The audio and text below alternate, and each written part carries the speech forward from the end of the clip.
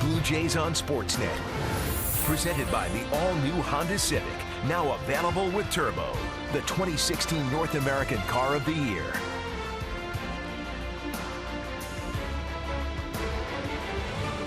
Welcome inside Rogers Center. This is the final game of this 6-game homestand. Blue Jays are 2-3. They're trying to salvage the final game against Robin Venture's Chicago White Sox. The White Sox bats have come alive in this series. They scored 7 runs on Monday, 10 more last night, and they're starting to swing the bats. Just take a look at their lineup. Jimmy Rollins, the veteran shortstop, was signed late in the offseason, joined the ball club in March, won the job at short. His last 9 games, he's hitting .333 with 5 doubles and 5 runs scored. How about the former Blue Jay? He's found a nice home in Chicago on the south side. He's got a 4-game hit streak. 5 for his last 10 with a pair of home runs. Swinging the bat and calling some good games, the first 2 in this series. That is the lineup that Marco Estrada will face tonight. Marco gets ready for his 4th start of the season. He began this year on the disabled list, did not make his first start until April the 10th. That was against Boston. He's only faced the White Sox 1 time in his career. That was last season right here. 7 very good innings. He only gave up 3 earned runs, but he picked up a no decision in a game that the Blue Jays eventually lost in extra innings. So his job tonight is to cool off the red-hot Chicago White Sox. And they are red hot. Adam Eaton, the leadoff man, will lead things off. Eaton hit his first home run of the season last night. And he goes after that first pitch.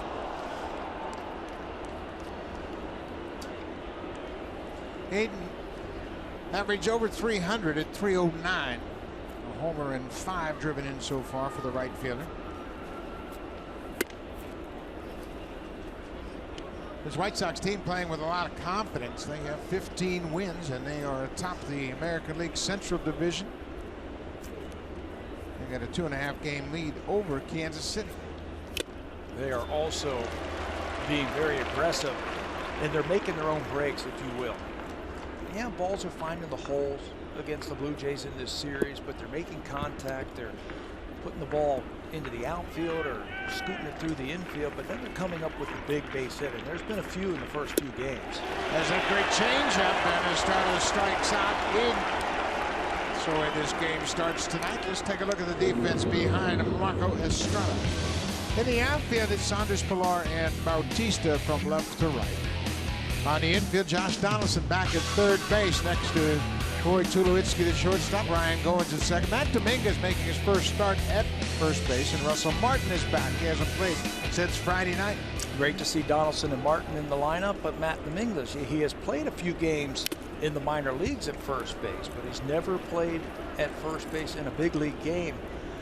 He was out here early today taking some ground balls, working on the 3-1 flip to the pitcher, digging balls out of the dirt. Says he's going to be ready. He's a terrific defensive third baseman, and I don't imagine there'll be a lot of concern with him at first. Well, he gets a try, and he takes it and knocks it down. Jimmy Rollins is retired, 3 unassisted. You know, the only difference is everything seems backwards, but you're also having to break in another glove. And I asked him about that glove today, and he said, that's mine. I've been working on it down in the minor leagues. I've had about 4 games over there at first base. But you can see it's still just a little bit too stiff over there for a first baseman. Trying to get used to the longer fingers and the bigger pocket. Jose Abreu, big first baseman, takes the first pitch breaking ball for a strike. Abreu is still trying to get up over that Mendoza line, 200. He's hitting 190. He's got 3 homers and driven home 10 so far. There's another off-speed pitch. He was really out on that front foot. He can get over that Mendoza line after he leaves the Blue Jays. He's an outstanding hitter. He uses the whole field. Last night he had a couple of base hits. He had a double down the right field line. He also had a hit, a single. That was his first multi-hit game since April 9th against Cleveland. Batting just 138 over his last 15 games. Those are Abreu-like numbers for sure. Saw him out here yesterday early, about 2 o'clock, taking some extra batting practice. Strike 3 called. Mark Michael Estrada on his game early. He got eaten with a changeup, gets Bray with a fastball. 3 up, 3 down.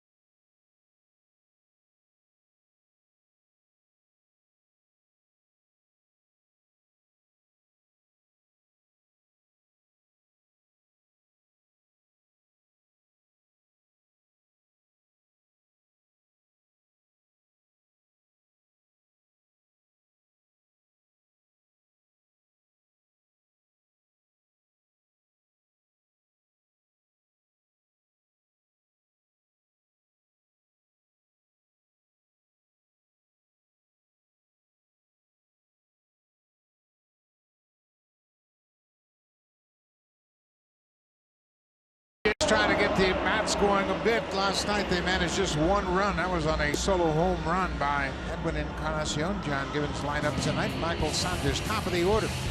He's been swinging a hot bat lately. He's got a 7-game hit streak, 12 for his last 20 or 30 over that time with 5 extra base hits. He's got 8 doubles now, along with his 2 home runs. And Matt Dominguez, he has faced the starter Jose Quintana in the past. He is 5 for 11. That's a .455 average with a double and a pair of RBIs.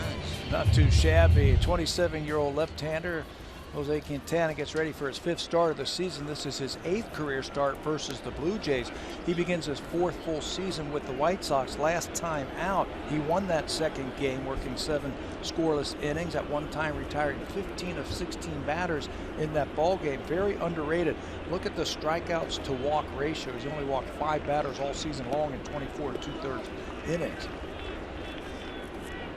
Just 27, as Pat mentioned. He has pitched 200 innings in each of the last 3 seasons. A very durable pitcher with a very sound delivery. Michael Saunders is in the box. Here's the first pitch from Quintana. He shows bunt and takes his strike.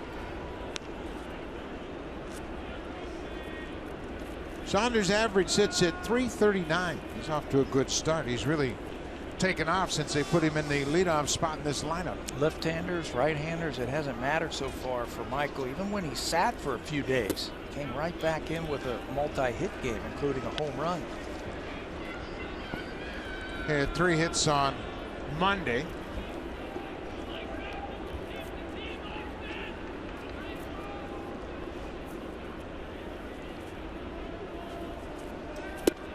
There's a good curveball. John Navarro, like we have known in the past, has really had a positive impact on Quintana. Yeah, especially with his changeup. He was telling him earlier this year, Quintana was really stuck on trying to get 10, 11 miles per hour off of that changeup. There's a breaking ball, and Navarro said to him, hey, look, I'll just put the glove down. When I call a changeup, just hit the glove. Don't worry about the miles per hour. Just make a good pitch. It doesn't matter how many miles per hour you take off of that changeup. If you hit the glove, you're going to get outs. He has had a very positive effect on a lot of these pitchers so far. Coming inside, and he got it where he wanted it. That was where the glove was. That fastball inside tied up Saunders after a couple of breaking balls. And did you see Navarro after that really punctuate that pitch from Quintana, saying that's what you want to do? And he pointed to him and said, I want to stay in there. That was a good pitch.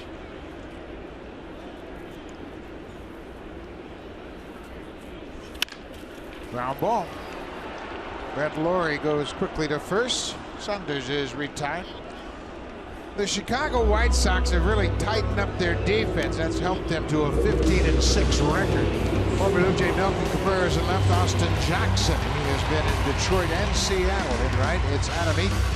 Frazier, Rollins, Laurie, and Abreu from third to first on the infield, and Deanna Navarro behind the plate for Quintana. You know, we normally don't talk about the pitcher defensively, but this is an excellent fielding pitcher.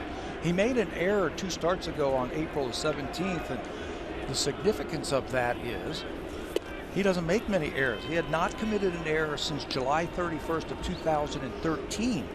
At the time, that errorless streak was the 10th longest among active pitchers. So on top of throwing a lot of strikes and winning ball games, he's an excellent fielder. He trotted to the alley. Nobody's going to get this one. That ball is off the wall. Donaldson is making the turn. He's headed for second. And he'll get there standing up for Donaldson. His 8th double. First couple of games in this series have been tough for Josh. He's been DHing. Finally gets back out into his familiar position at third base, and right away he comes out swinging. A little fastball over the middle of the plate.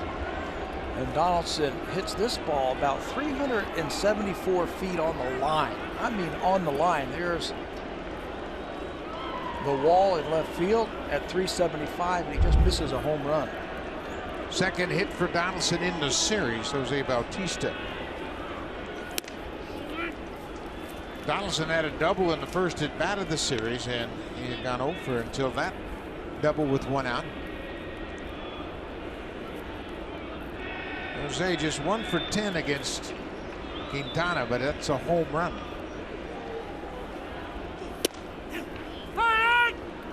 Don Cooper was raving about Quintana the other day, that his mechanics allow him to throw a lot of strikes. We mentioned he had only walked 5 batters all season long because his mechanics are so good. And he talks about being able to throw the fastball in the 4 different quadrants of the strike zone.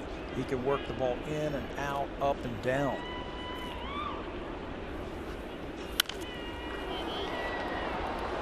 They loved his delivery when they picked him up, and it's an interesting path to the majors for Quintana. He signed with the Mets, and then he was suspended.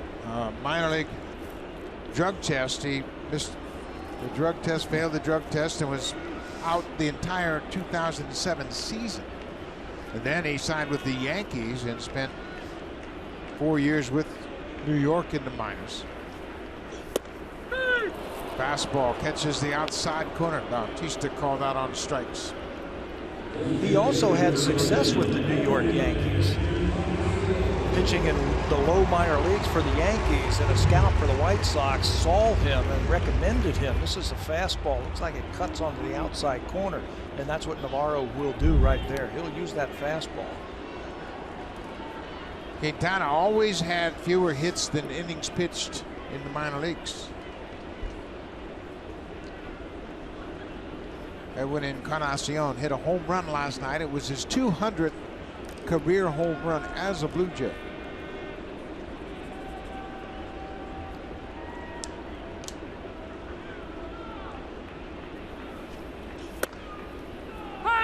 First pitch strike.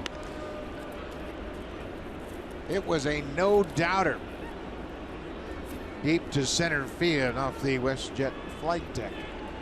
Home run number 3 for Edwin.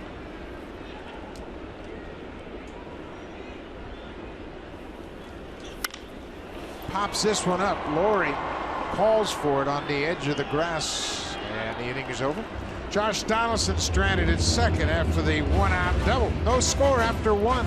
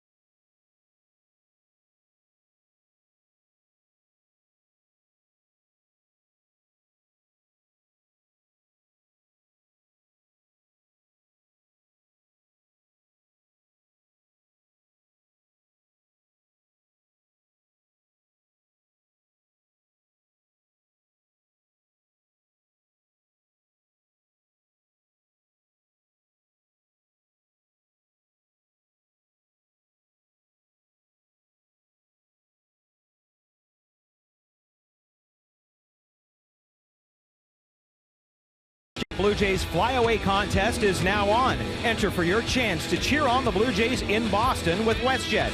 Go to bluejays.com/WestJet to fly away to enter. And if you're at the ball game, go check out the WestJet flight deck. Great place to watch the game. Huck? That it is, Barry Davis. It's an excellent viewpoint to be up in that WestJet flight deck. Blue Jays will head out of town after this game and go down to St. Petersburg to play the Tampa Bay Rays on Friday. Start of a 3-game series. First pitch strike to the third baseman, Todd Frazier. Frazier's added a lot to this ball club. He was a former first-round pick of the Cincinnati Reds in 2007. He's got some pop. That's why they brought him here. He had 35 home runs a year ago. Had 29 home runs in Cincinnati in 2014. He won the home run hitting contest, if you remember that, in the All-Star game. I got to chat with him yesterday about that. Curveball ripped over Tulowitzki's glove into left field. Sometimes you make a good pitch and the hitter just comes up with good wood. Watch where this curveball is. It's down. He reaches for it, and Tulo just misses it. Times his leap perfectly, but the ball's just out of his reach. So Frazier aboard with the leadoff single. Melky Cabrera, switch hitter.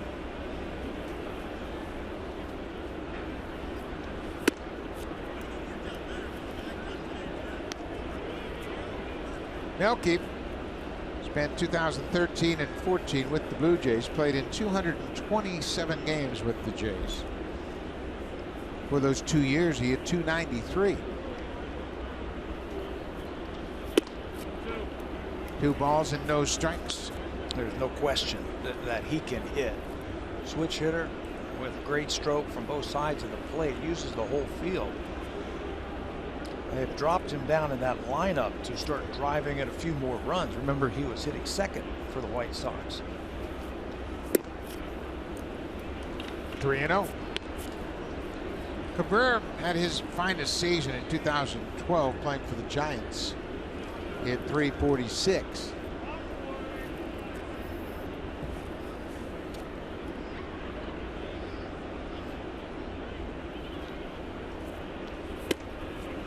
A 4-pitch walk.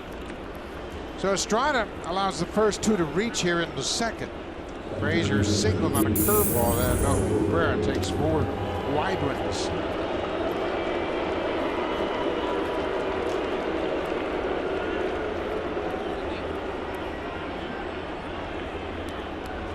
Brett Lawrie, second baseman. Lawrie, of course, was acquired by the Blue Jays from Milwaukee for Sean Markham, December of 2010. He made his big league debut the next August in Baltimore. Got an RBI single in his first at bat. Remember that? He burst on the scene in Baltimore. Single to center field. I think it drove in a run. He also hit a home run in that series. Goes after the first pitch and pops it over the Blue Jays dugout. And I think if there's ever a candidate for a great changeup, it's this guy right here. Brett loves to jump on that first pitch fastball. Always look for something a little bit firm. Marco's going to use that curveball, and he's going to use that changeup to Brett Lawrie.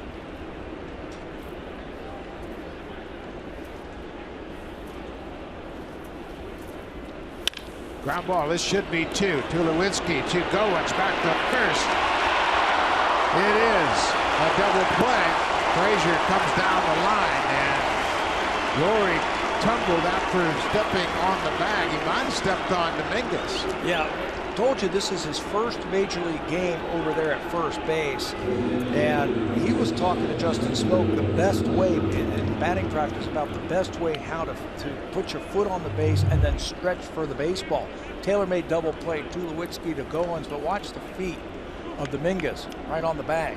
What you want to do is you want to turn that foot that's on the bag You have the inside part of the bag and the runner has the outside part of the bag. And it looked like the foot was right in the middle of first base.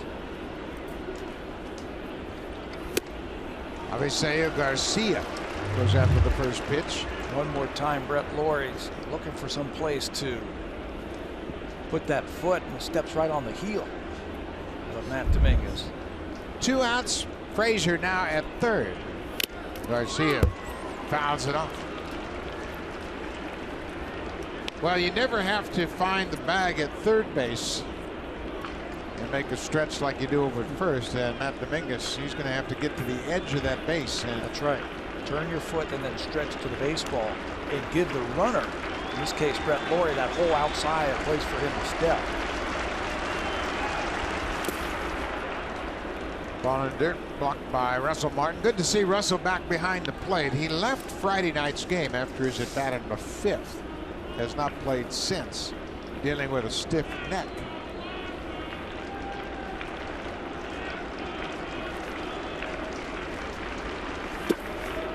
Garcia lays off.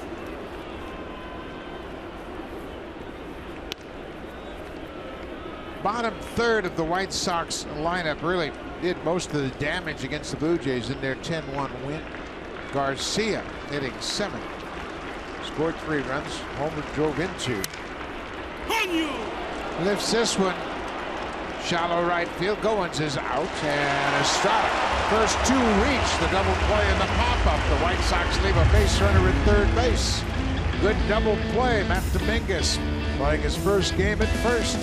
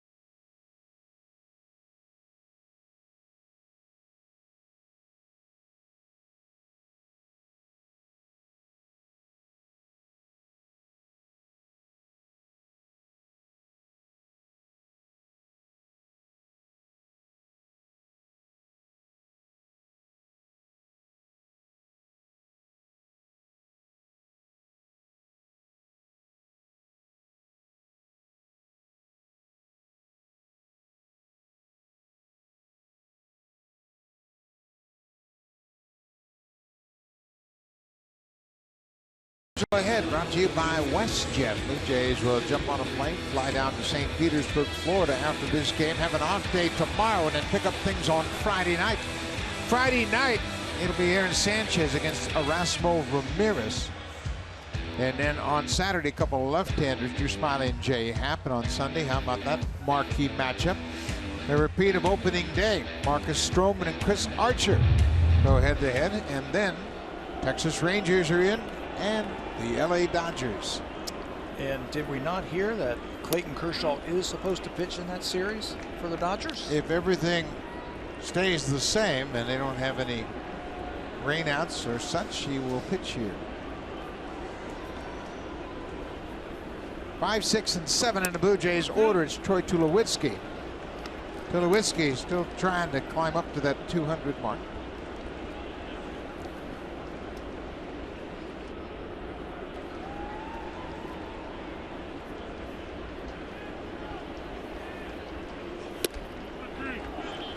His at-bats have been better. He's been taking those borderline pitches. The only thing that's missing right now is when the pitcher makes a mistake, he's been fouling that fastball back. Once he starts squaring that thing up, you're going to see that batting average rise. 3-0 count. John Gibbons gave him the green light, trying to get him going. Yeah, and there it was right there. Fastball right on the inner half, about thigh high. and he missed it. Tulowitzki for the series is 2 for 7. He's walked a couple of times.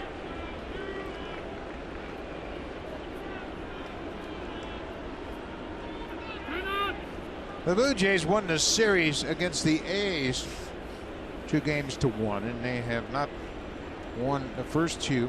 Chicago's taken the first 2, and they can split the 6-game homestand with the win tonight. Ball 4. Tulowitzki walks for the 3rd time in this series. Super Slow-Mo Cam.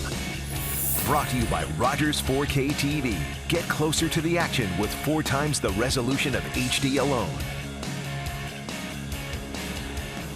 Matt Dominguez playing first base, moved up in the order. But Dominguez has had some success against Jose Quintana, 5 for 11 for his career. Dominguez has not played in the big league since 2014, but Pat, can that success play into his approach tonight against Quintana? Certainly, and he knows all about him. What would you say, 11 at-bats against him, so there's enough information there for him. He's painted a couple of pitches down and away on him.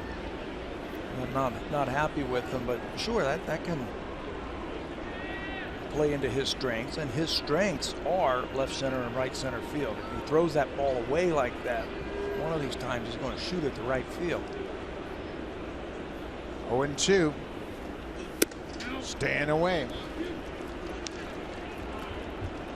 Matt Dominguez, now 26 years old.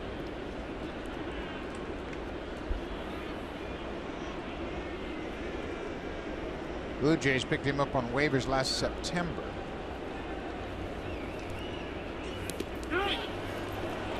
No swing, according to the first base umpire, but on the wild pitch, Tulowitzki goes to second. That curveball got away from Navarro, and Navarro is arguing, hey man, he swung at that.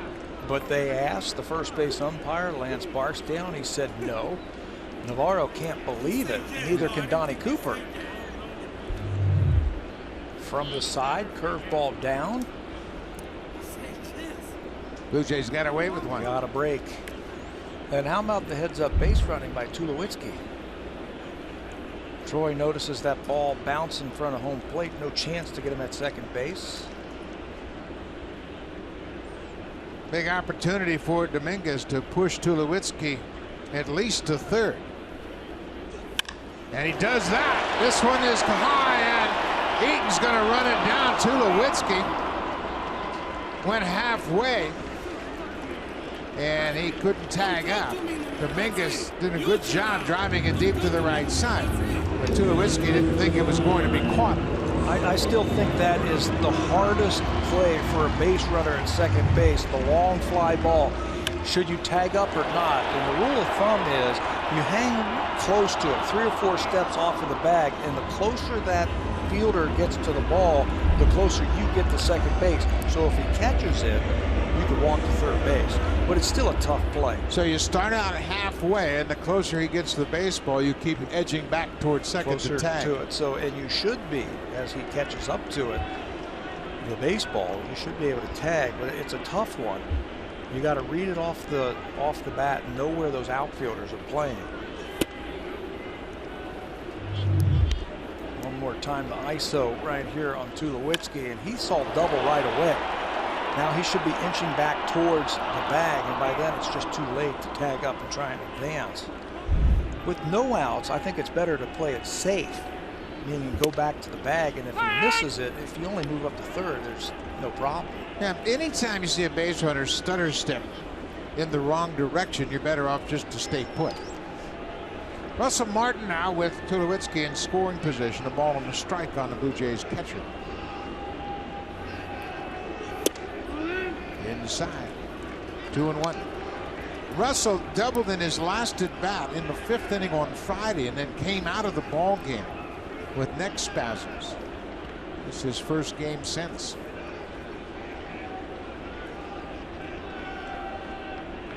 Just 8 hits in 52 at bats so far.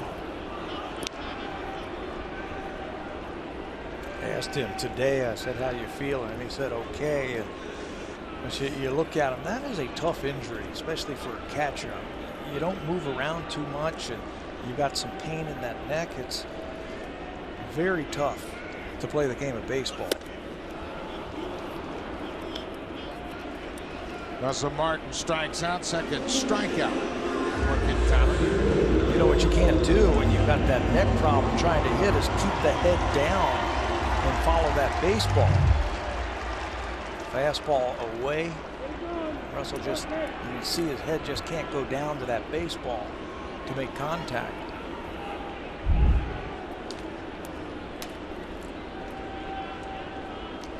Kevin Pillar went 1 for 3 last night.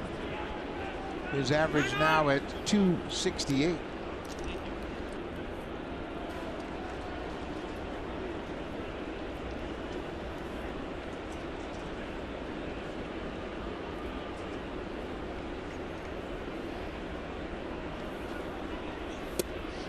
For Quintana, he throws that free strike with that breaking ball.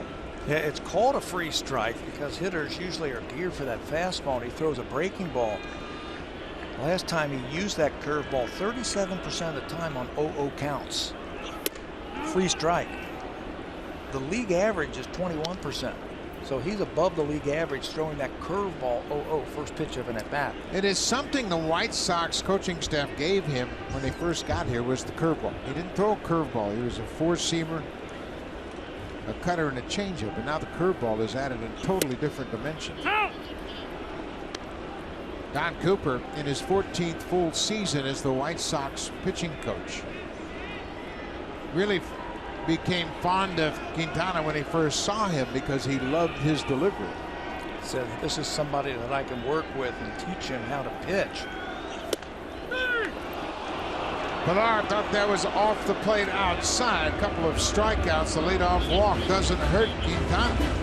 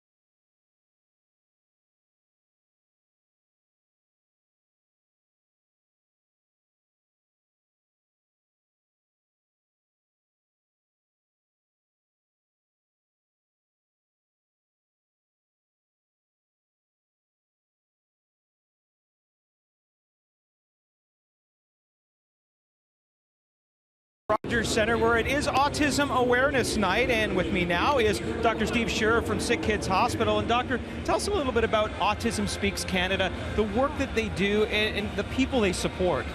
Autism Speaks Canada is a family-based organization that raises money to support awareness, research, and support for families that have autism. It's Canada-wide. They raise money through walks and events like this. And my own research at Sick Kids Hospital has been greatly advanced by the support we get from this wonderful organization. And when you speak about support, the relationship that is built up between Autism Speaks and Major League Baseball has to be terrific for you guys. Yes, you know, these are champions on the field, but really the champions are the families that have kids with autism and those people running this organization. We all want to help out. We want to make a difference in people's lives, and we think awareness is the most important thing. People need to know what autism is. We all know someone who has it. But we have to have a broad understanding, and we need to start to help the families through research, and that's what we're doing now. All right, Doc, thank you so much for your time. Buck, we'll send it back up to you. Thank you very much, Barry Davis. A very important subject, of course, and congratulations to that great organization that's raising awareness. Yonder Navarro, he has caught all 3 of these games. And if anybody would know Marco Estrada, what the ball looks like coming out of his hand, it's Yonder Navarro. He caught him last year and really took Estrada to the next level, incorporating that fastball, the high fastball, using it a little bit more, and using the cutter. Matt Dominguez using that third base mentality. Knock it down and go to the bag. He did a good job, got in front of it, and retires Navarro.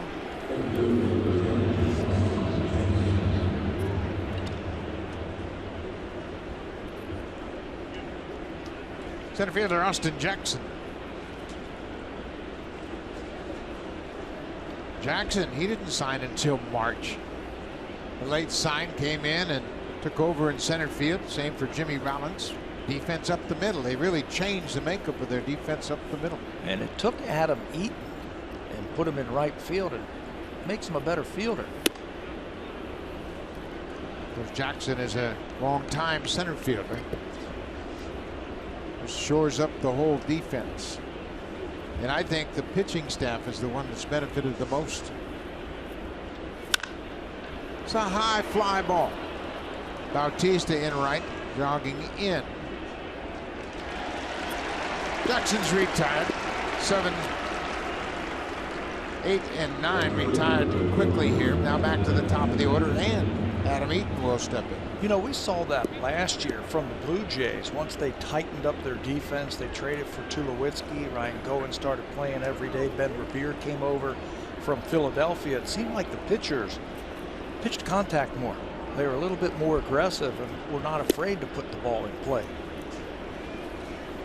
Well, we saw that with Chris Sale last night. He wasn't so enamored with the strikeout. He was more concerned about putting the ball in play and getting quick outs. You think pitchers, especially Chris Sale, think about that? Oh, absolutely. If they look out and say, well, this guy's not going to field, I got to take him myself. Absolutely, they think about it. We heard Mark Burley talk about it. They give up ground balls and expect it to be turned into outs, and they go into the outfield for base hits. So now the pitcher feels like he has to make better pitches. And that's a real tough atmosphere to pitch in when you think you have to be better than you are. He fouls back that fastball. What if you're not a strikeout pitcher and you feel like you have strike people out because your defense can't catch the ball? It'll never work. It will never work. You're going to try to do something that you're really not capable of doing. Well, Russell wanted that fastball up, and Estrada delivered. And you think back to the first at bat for Adam Eaton, he struck out on a changeup. So he's probably thinking, with 2 strikes, I'm going to get another changeup, but here comes another heater.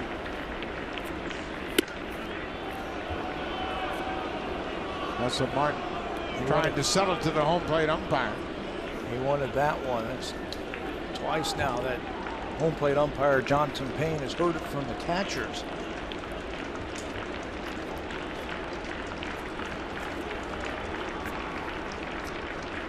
There's the changeup. Matt Dominguez has been busy. Easy inning for Marco Estrada. Drives the side in order. We'll go to the bottom of the 3rd. Still no score.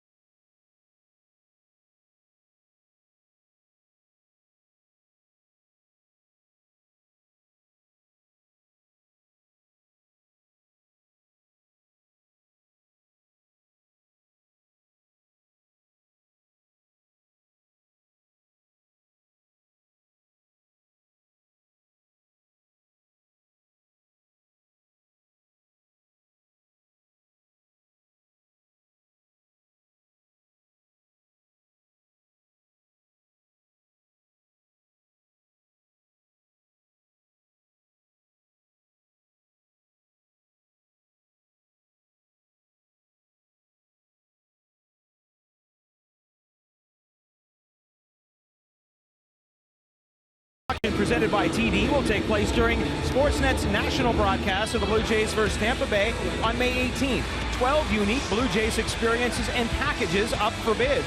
Visit BlueJays.com/broadcast auction to see a list of all the prizes available. All funds will go to Jays Care to go beyond the ballpark for over 62,000 children and youth across Canada in 2016. A great cause, Buck. It sure is, Barry, and we'd like to encourage everybody to tune in and watch that broadcast auction. It's May 18th. Ivanka Osmak does a terrific job as the hostess for the auction, and there's so many great items to bid on. You can bid on trips and packages and everything. Unique packages. Chance to be around the Blue Jays a lot. Go on road trips. That ball looked like it was fouled off of Ryan Goins. Well, he is hurt. Not sure where it got him. Looked like it's on the top of that right foot, his front foot. And he's going to go down again.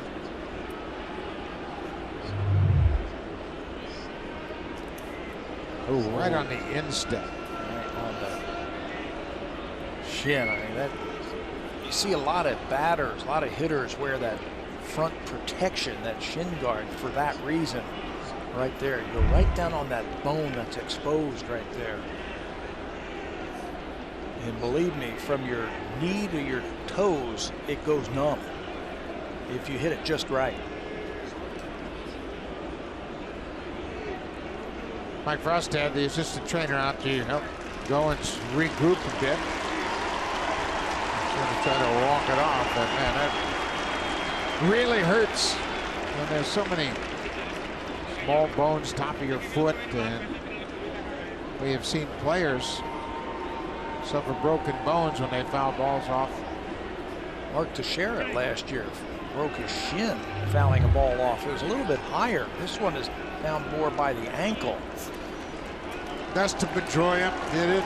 Matt Williams did it when he was in San Francisco, and yeah, that's happened from time to time, and that's why you see a lot of hitters wear that shin guard on their front leg. Got to block it out now. This is the hard part. You know you're hurting right here. You still have to hit. You just have to block that pain out until you can get back to that bench and maybe put some ice on it or something.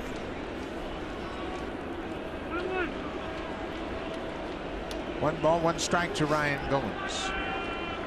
Goins leading off the third. Goes right back up the middle. Gets a base hit. That'll ease the pain a little bit. Went off the glove of Jimmy Rollins into center field. Yeah, it's not going to hurt as much right there. You can smile about it now. And standing over there at first base, they tried to go right back in there with a fastball. Ryan was ready for it. Off the glove of Rollins. Second hit of the night for the Blue Jays.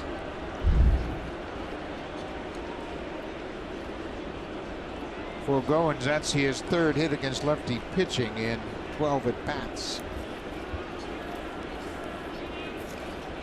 Back to the top of the order, Michael Saunders grounded out to second his first time up. Pulls this ball wide of first past Abreu down the right field line. Saunders is doing a good job of battling the lefties. He's hitting .286 so far against left-handers. And this is a tough lefty. A little bit different than last night's left-hander for the White Sox, Chris Sale. Sale had the good fastball, breaking ball, and changeup. Quintana, he's more fastball, comes right after you. Still, lefties are hitting only 120 against him this year.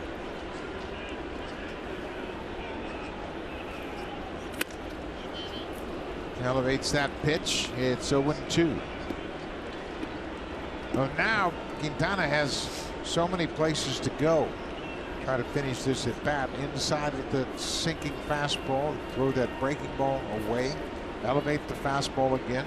He might be looking for a ground ball right here.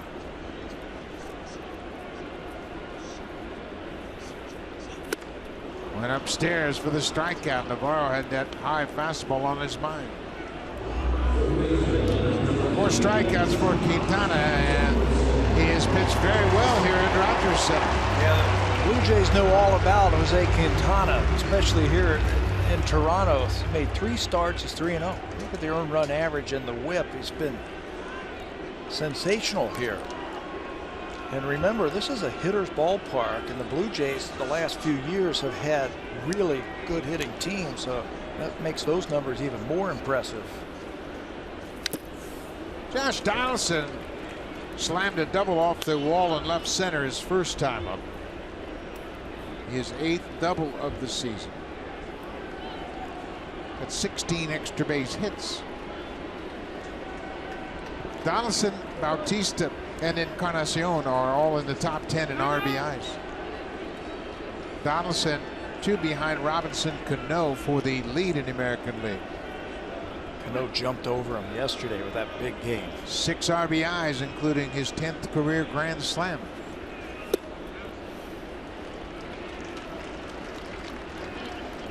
He has more grand slams than any second baseman except Jeff Kent. Kent had 13 grand slams in his career. Wow. Cano was tied with the great Rogers Hornsby. Both had 9.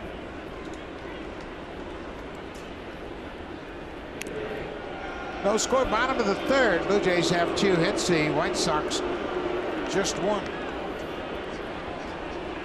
This is exactly what we expected. A couple of under the radar pitchers have the upper hand early in this game. Under the radar, and maybe they aren't household names, but people around baseball know all about them. Showed you that graphic in the opening about the best earned run average. The 2 best earned run averages since last year's All-Star break are Quintana and Marco Estrada. The problem that Quintana has had, they haven't transferred into wins because this guy's the king of the no decision. I'm telling you. 53 career no decisions for Quintana. This is his 124th career start. He is 35 and 35. And it happens different ways. They don't score him enough runs. He pitches well and just barely loses. Bullpen gives it up. He'll leave and tie games. Just think about that. Since 2012, 53 no decisions. Coming into this game, he'd made 126 appearances and had the 3rd lowest run support in the American League since 2012. His clubs have scored him just 3.95 runs per game. Last year, he had the 2nd lowest in the American League. So that's a problem, obviously. And then there was a time when their bullpen, before they got David Robertson, was giving up a lot of leads for the White Sox, and they would lose a lot of late leads. Full count to Josh Donaldson. It's inside for ball 4. 2nd walk of the game.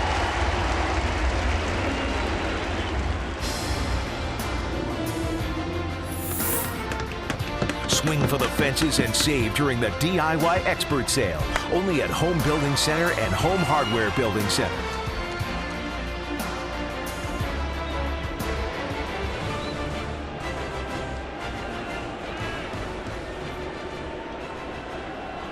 Jose Bautista called out on a fastball his first time up.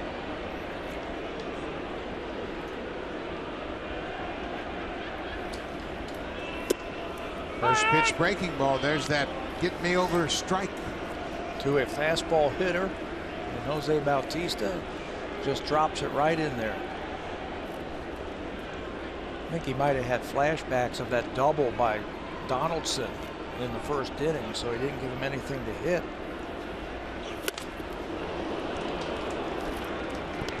There's another fastball, and Bautista had a good cut at it. But there's another pitch that we have seen Blue Jay hitters hammer hard, and early in the season they've gotten a few pitches and missed them. Yeah, we have seen Jose crush those in the past. Went upstairs, and there's another high fastball strikeout. Edwin Encarnacion hit his 3rd home run of the season last night. It was a milestone home run and gave him 200 home runs for his career as a Blue Jay. Puts him 2 behind George Bell on the franchise home run list, 3 behind Joe Carter, Vernon Wells, Bautista, and Delgado. Top 3.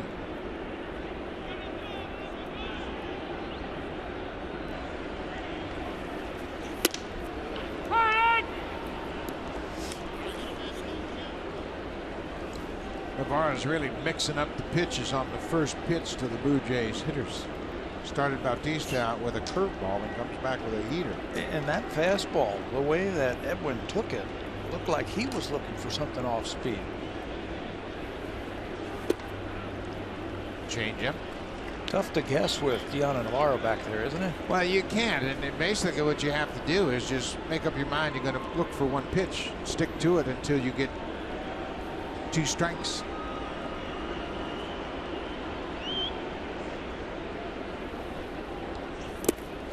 You see Navarro going through a whole series of signs. He uses outside touches to indicate what the sign will be once he puts down the fingers. He was on this Blue Jay Club for 2 years. Yeah, he knows what they're doing at second base. He might have been the master of it all because he could really break apart a delivery. He could pick up pitches from a pitcher's hand. He was the master. 2-1 to Encarnacion. Up. That pitch was up. Little cutter inside, and it really tied up Edwin. But you're right. You get a runner out there at second base. That's a free look in to see the signs. You have to constantly change them.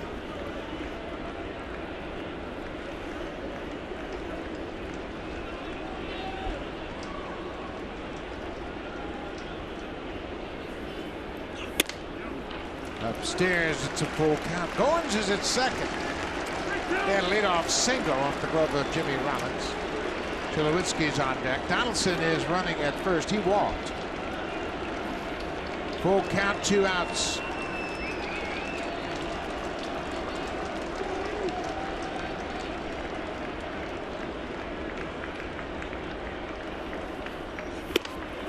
Fastball, inner part of the plate. Quintana strikes out the side here in 3rd, and here comes the ultimate cleanup crew, brought to you by Home Hardware's exclusive line of the ultimate hard-hitting and tough-on-grime cleaning products.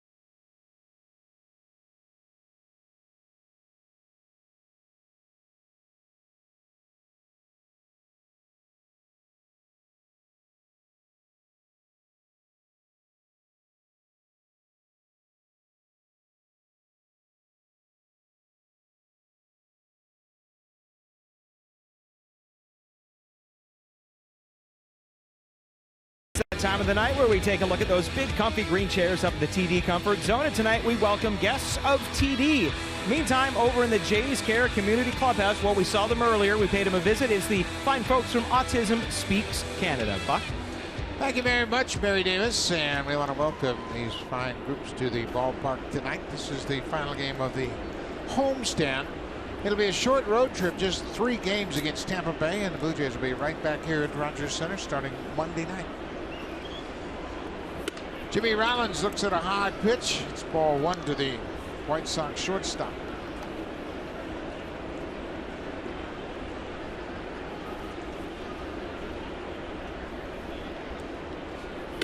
Rollins was the National League MVP in 2007, and what a season he put together. He played 162 games and scored 139 runs. He's a terrific player. He had 212 hits in his MVP season. He had 38 doubles, 20 triples, 30 home runs, and drove in 94. And he was thinking about running for mayor of Philadelphia. And probably would have won. All while playing every day at one of the most important positions on a diamond. Yeah, he was the Silver Slugger at shortstop in the National League that season. Look at those pitches. Everything's on the edges. Estrada and Quintana matching each other pitch for pitch tonight.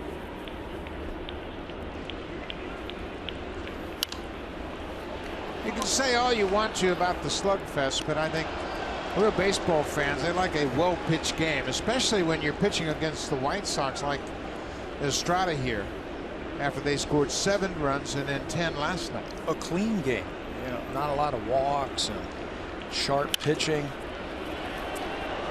This one's no going to chance. reach the seats, and they were playing in the shift. I think everybody involved in baseball appreciates a well-pitched ball game. Hitting your spots, you're keeping the lineup moving. The defense certainly appreciates it.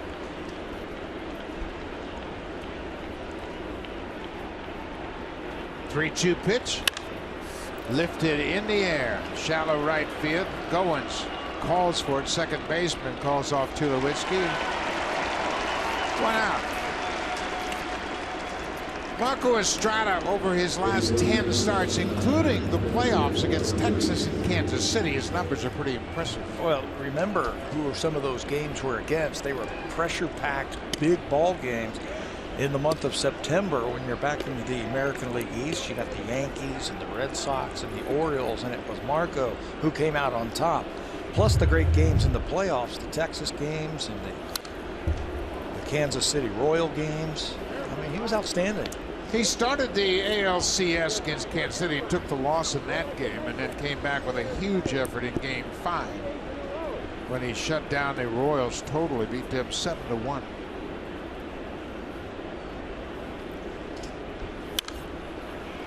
Marco's throwing a lot of strikes. He's filling up that strike zone tonight. Yeah, last start against the Baltimore Orioles, it just seemed a little bit off. He had 4 walks. He threw a ton of pitches in his 5 innings, but he had 9 strikeouts. And the walks did not seem to hurt him. He only gave up 1 run in those 5 innings. Tonight, he's got the changeup. He's got his curveball when he needs to. And more importantly, he's got the fastball command. I think Marco Estrada needs the fastball command to make everything else work for him. Another pop-up, this one on the infield. Third baseman Josh Donaldson near the mound makes the catch. 2 pop-ups here in the 4th. Estrada keeps feeling the back of his right shoulder. I don't know if it's just a little tight on him. I've seen him do that a couple of times so far. Certainly hasn't affected the quality of his pitches to this point. His changeup's been outstanding, and he's got one of the best in all of baseball.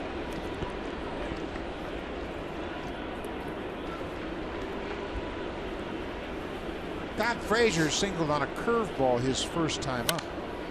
Wails away at that first pitch.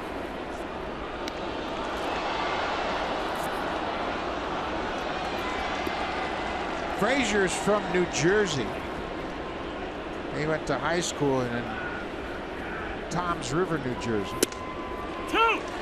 And if you heard of Toms River, of course, Todd Frazier played on the Little League World Series championship team from Toms River, New Jersey. I remember seeing that after he had gotten to the big leagues. They showed a picture of him in the World Series, the Little League World Series.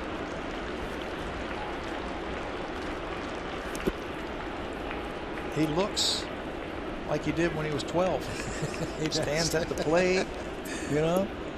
And he has a lot of fun playing. He's a good player. He worked with Brooke Jacoby in Cincinnati, as Jacoby was a hitting coach with the Reds for 7 seasons.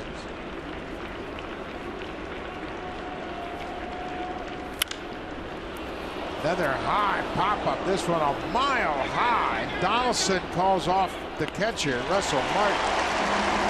Martin appreciative of that. Josh Donaldson finishes off the inning. 3 up, 3 down for Estrada.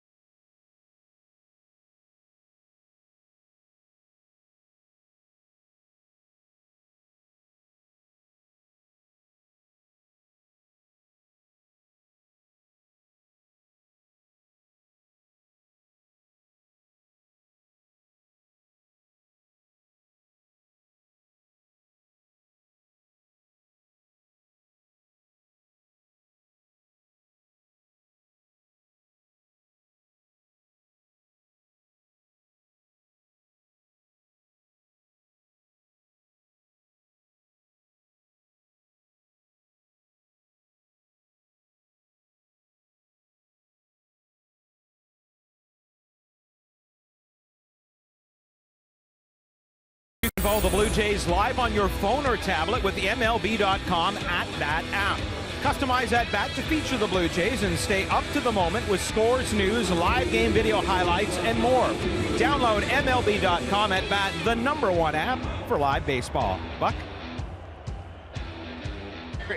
Barry, you know that everybody loves that app, and you can keep up on everything.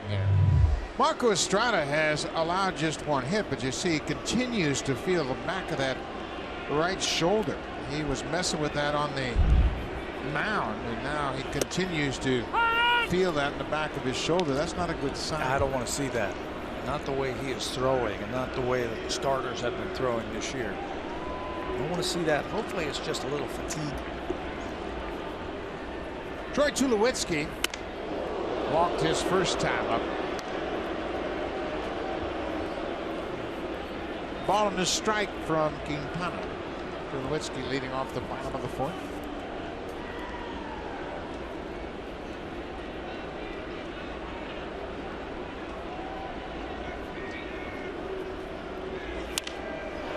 Popped in the air toward left. Melky Cabrera with a long run, and he gets there. 1 down. Let's check in with Jamie Campbell. He's got an update for us.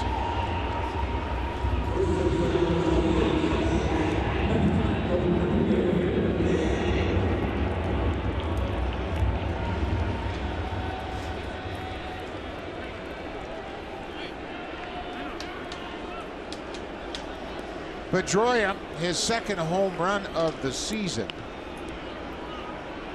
Stephen Wright. Stephen Wright has been their most consistent pitcher, the knuckleballer in Boston.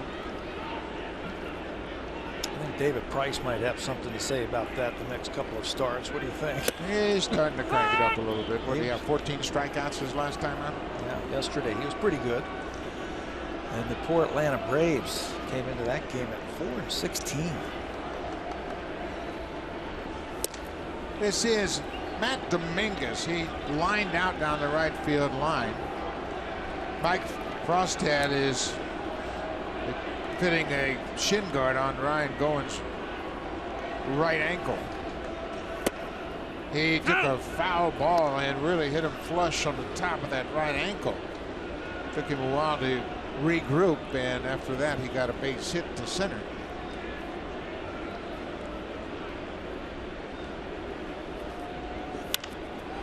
This is popped up over near the seats. Abreu on the run. He's got room, and he makes the catch. 2 outs.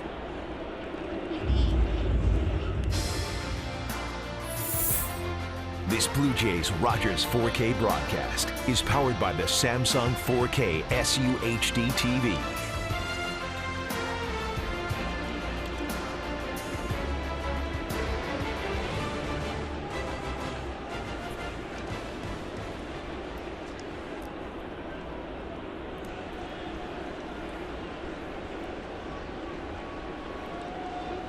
Catcher Russell Martin. You know, Jose Quintana's got one of the largest velocity change from his fastball to his curveball. Now, he threw a curveball his last time. Now he's going to go fastball. You see Deanna Navarro say, come on, give me that ball in there, cut it in there. That was a fantastic pitch, right on the inner half after he threw that breaking ball at 77 miles an hour. I think that's the value of Deanna Navarro. A very subtle little motion, too. Just pumped his fist a little bit and encouraged to Quintana to really cut that fastball loose. There's so much more to catching than just knowing the weaknesses of the hitters. You have to understand your pitcher. You have to understand what motivates him. The psyche of that pitcher, too. Maybe he needed that. Bring it in here. Come on, come on. Just that little subtle, you know, fist pump. And he made a great pitch.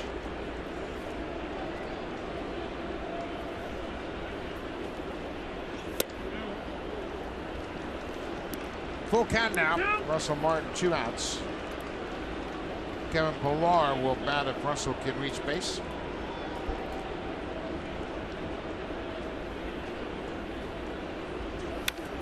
Curveball. He was all over that pitch. Number 6 on that pitch tracker, and it was right out over the plate. Russell had a good hack at it.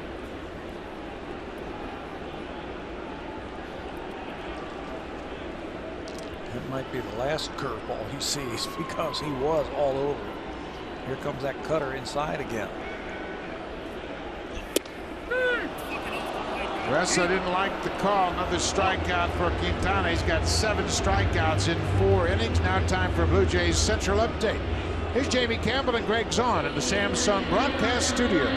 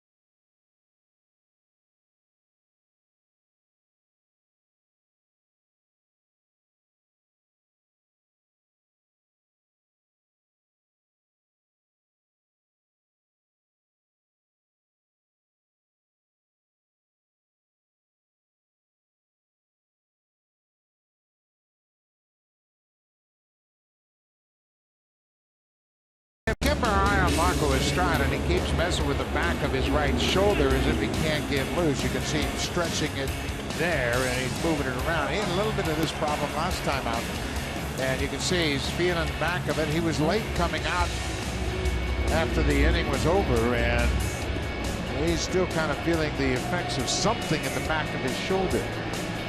You know what that's like. You played, and when you get a little muscle soreness or something, you keep touching it to make sure it's where you think it is. Yeah, you just don't feel like you can get loose. There's something in there, something just that doesn't seem right. We'll keep our eye on the bullpen of the Blue Jays. There's some movement down there, like they got a call that something might be up. But that's there's Jesse Chavez starting to get loose. Drew Storen is up. Blue Jays have a new reliever down there in Ryan Tepera. He just was called up from AAA Buffalo as Pat Venditti was sent back to AAA. So Tepera is back with the Blue Jays. He came up and made his debut last season. Pitched well for the Blue Jays. And you can see Pete Walker's concerned. Talking to the manager there. And keep an eye on Estrada. But he keeps moving that shoulder around, and you're right. It looks like just kind of tight, can't get loose, not free and easy. And that happens, and hopefully everything is okay. 3 balls and a strike to Melky Cabrera.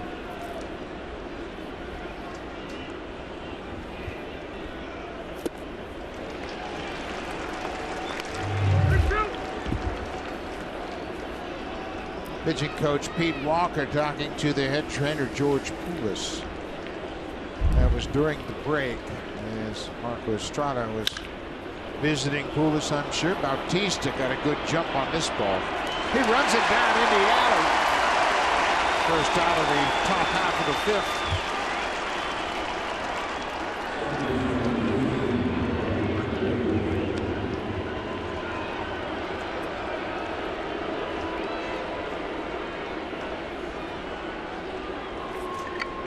Brett Lawrie grounded into a 6-4-3 double play in the 2nd.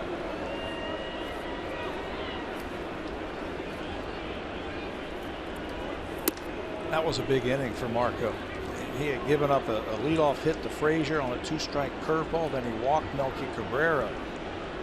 Made a great pitch to Lawrie. Threw a changeup and then a fastball that beat him on for a double play, a 6-4-3 double play. That's pitching. Hitting into the head of that hitter.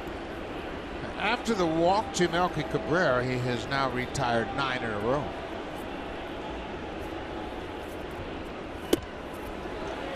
He's in his mind. Yeah. He is back and forth now. Estrada has the upper hand in this at bat. He's mixing it very effectively. If his curveball feels good, this would be the time to throw it right here. That's his money pitch, the changeup. Bounced it in the dirt, and Lawrie wouldn't chase.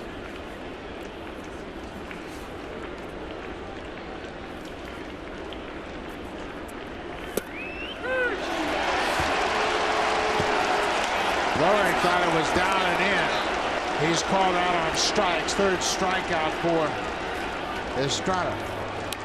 Well, they set that pitch up perfectly. Might have got a call. It looked like it could have been off the plate inside. Change up, and then he crosses him up by throwing that fastball. How about the job Russell Martin does framing that thing up for him?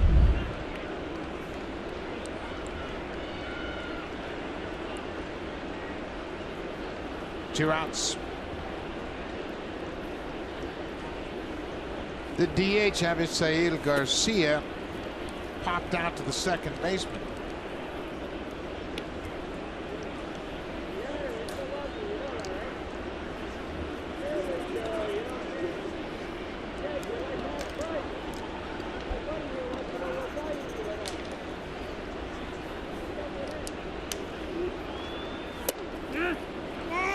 Calling for the swing. That cut fastball, you could hear Garcia bemoan the call.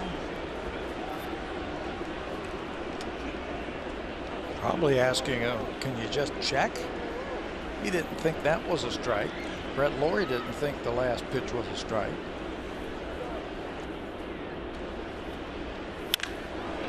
Line drive. Saunders is right there. Garcia hit it hard, but right to the left fielder.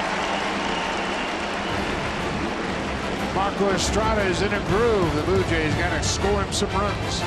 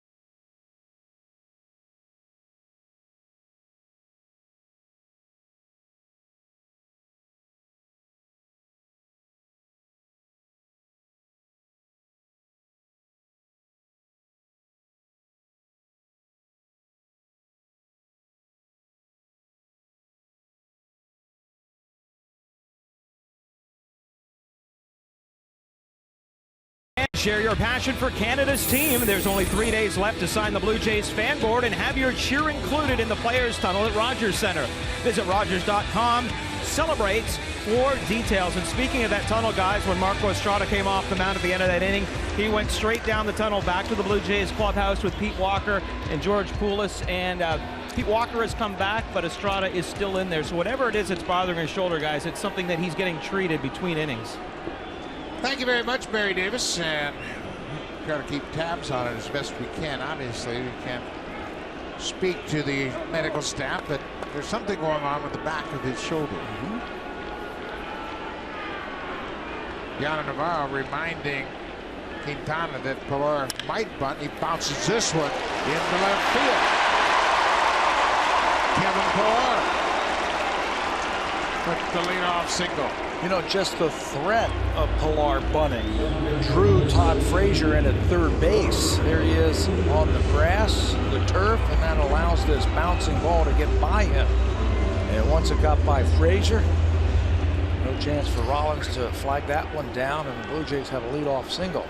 Yeah, you know what? With so much scouting information, if you were a guy like Pilar or Collins or Saunders or Carrera, show bunt a couple times a game, just show it. All you got to do is square as if you're going to bunt, and that'll create some movement on the infield. Look where Frazier is now. He's expecting a bunt, and Goins, no sign of a bunt. Ryan singled to center field in the third. He was anticipating a bunt because lefties have had their problems against Quintana this year. I don't think this is a good time to bunt because you have two left-handers back to back.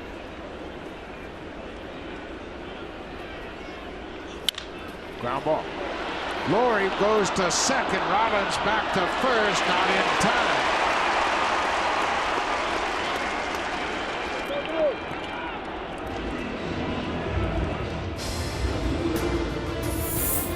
The all-new Honda Civic, now available with turbo. The 2016 North American Car of the Year.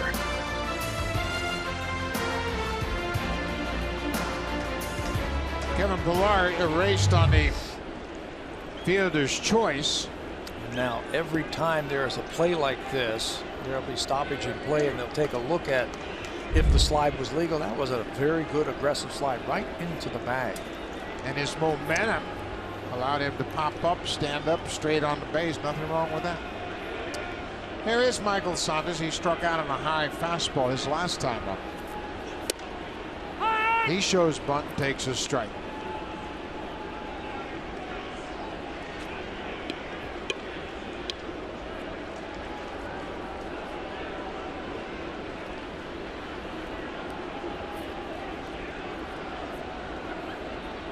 Blue Jays have 7 more strikeouts tonight. Quintana has mixed up all his pitches very effectively.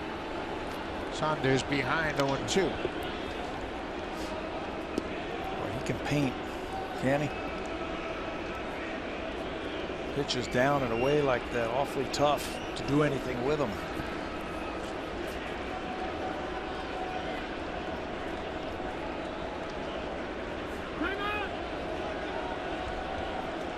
The White Sox with Robin Ventura in his 5th year and Don Cooper in his 14th year as the pitching coach. They changed their philosophy a little bit this spring as far as their pitchers' preparation. They didn't pitch an awful lot in the spring. Cooper told me today that Matt Latos and Chris Sale, they didn't start pitching in regular Major League exhibition games till the middle of March. They got their work on the side in the minor leagues. Down on the side fields and the back fields. They come into camp in great shape. They work out year-round now, baseball players. And they come into camp in great shape. I was a little surprised about that, about getting the innings in. It is surprising, and what they did was they just threw a lot, not necessarily in exhibition games. In minor league games. 1-2 to Michael Saunders. Goins at first. Saunders thought that was low. It's a very generous strike zone. tonight. John, tough pain behind the plate. Saunders out on strikes for a second time tonight. He threw 4 pitches in that at-bat in the same spot. Down and away. And the 4th one is called a strike. And not a whole lot you can do with those pitches. Those are just perfect pitches. Josh Donaldson.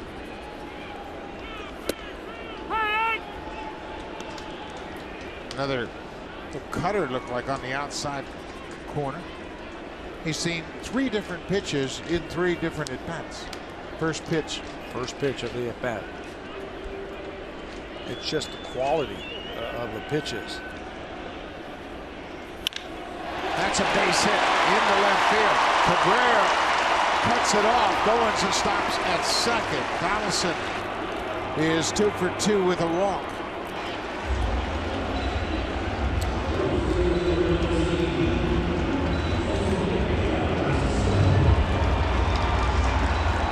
Josh with that patented leg kick, and he is on that pitch. Elevated. One of the pitches that were not down and away from Quintana tonight. So the Blue Jays have another opportunity with runners in scoring position. So far, they're 0 for 7 with 5 strikeouts tonight. Bautista has struck out twice.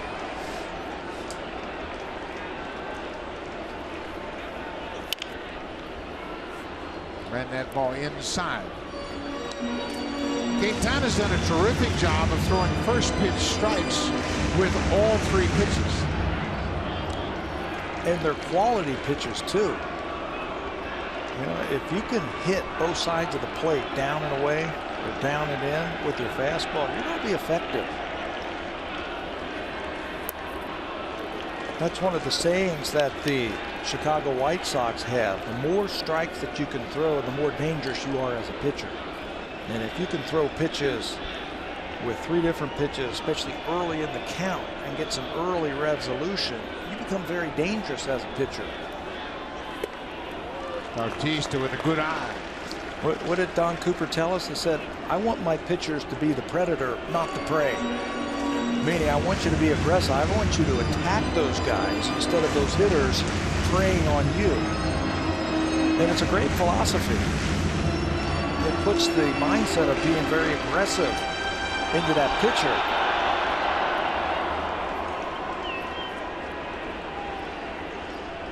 Two and 1 to Bautista. 2 aboard, 2 outs. No score in this ball game.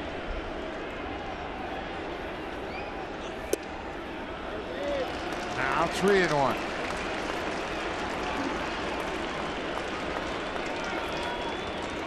Encarnacion is on deck. He is 0 for 2 so far.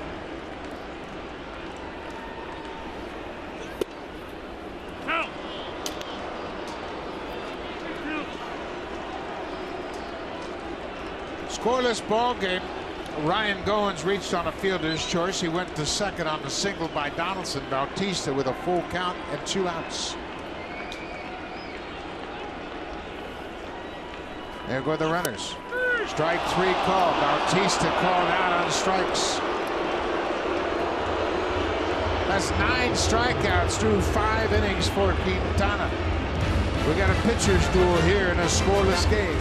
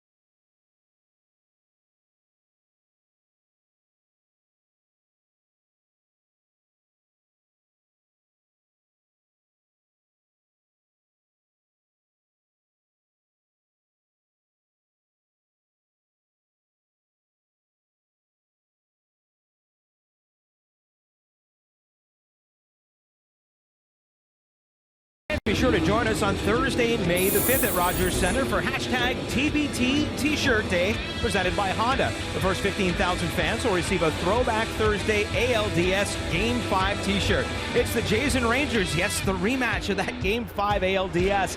BlueJays.com is where you go for tickets. Bye. Should be a lot of fun with Texas here for a 4-game series. The Rangers are 11-10 at the start of play tonight. They are tied with Oakland, a half game behind the front-running Seattle Mariners. That division's a little upside down, Pat. Houston really struggling at 6-15. Hard to believe. I mean, that was everybody's pick, I think, to win that division. Not going away, but winning that division.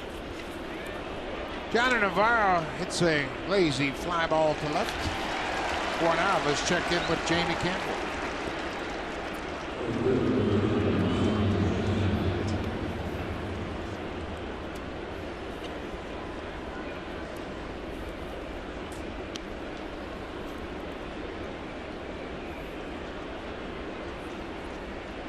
Well, Jamie, that's an extra sweet home run for Joey Rickard. He was with the Rays in their organization. He was plucked out of their organization with that Rule 5 draft.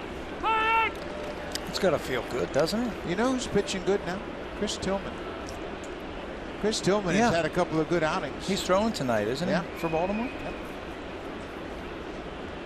4 1/3, 2 hit. 5 strikeouts. Yeah, he's tonight. pitched okay.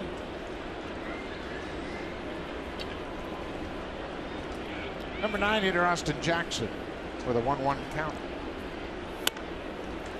1-2. Both of these pitchers have taken advantage of a liberal strike zone. John Champagne behind the plate has been consistent for both pitchers. You get it close, he's going to call it. I love that. Don't you like that? So do I. So do I. This is from a former hitter, too. You know what? What it does is speeds up the game. You talk about speeding up the game, pace of game. Open up the strike zone. That'll speed things up. That'll speed it up, and the hitters will catch on to that and start swinging more. So will the pitchers.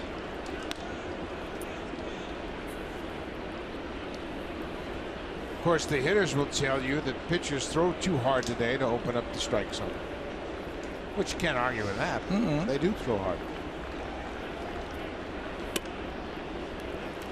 Full count to the number 9 hitter, Austin Jackson. Adam Eaton waits on deck. Eaton has struck out and grounded out.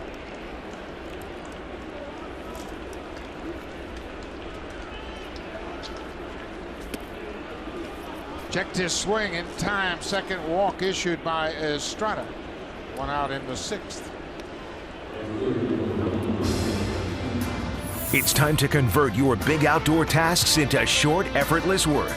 Make the great outdoors even greater with Honda Power Equipment.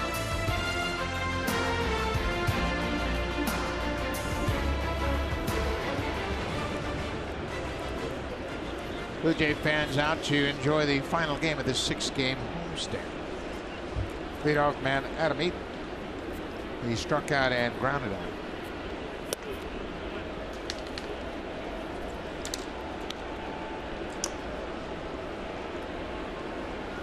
Of course, the hitters will tell you about the strike zone. Say, wait a minute. David Price struck out 14 last night. Johnny Cueto struck out 11 in a 1-0 win over San Diego. They don't need any help. They don't need any help.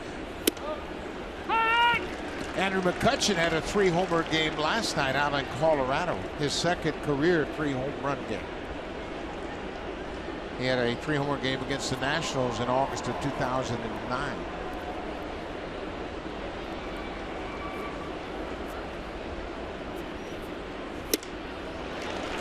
.89 miles an hour, and they blew it by him. That's because he's got the great changeup and the great curveball. Get on top of that hitter. Thought they might try and start that runner over there at first base, forcing some action here at a 0-0 ball game. This team, the White Sox, they're really not known as a stolen base type of team. They've got 6 stolen bases this year, but they've been thrown out 7 times. But with one out, I thought Robin Ventura might take it to the Blue Jays aggressively and start that runner at first base.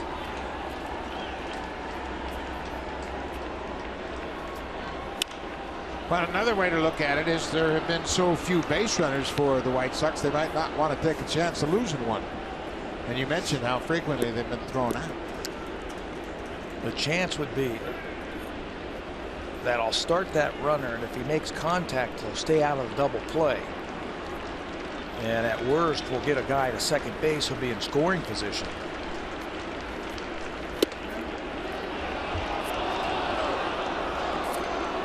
They might start him now.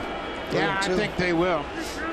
With a contact hitter at the plate, Jimmy Rollins standing on deck. Jackson has good speed. Full count, 1 out.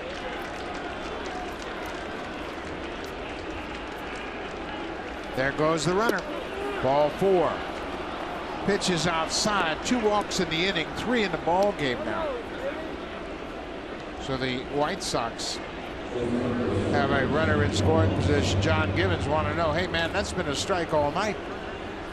And now you're going to tighten up the strike zone?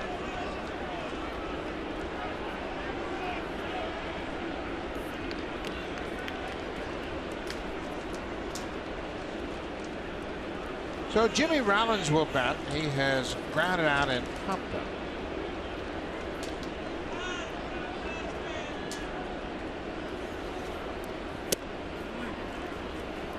Blue Jays turned to double play in the second. They got the speedy Brett Lawrie on a 6-4-3 double play.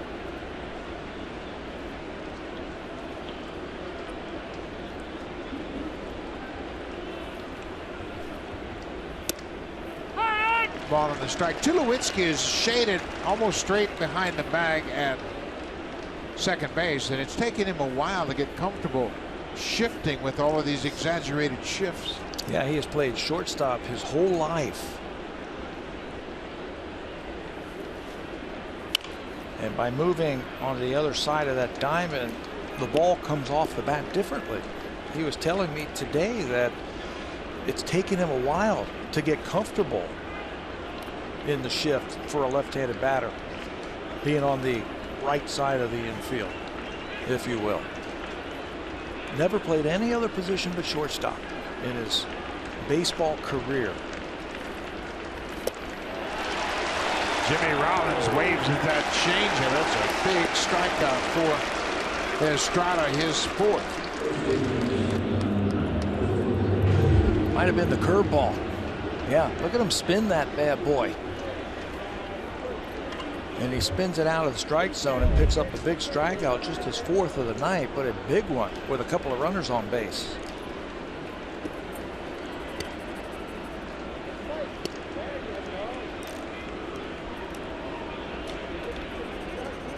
Jose Abreu takes a pitch inside. It'll be interesting to see how they attack Abreu.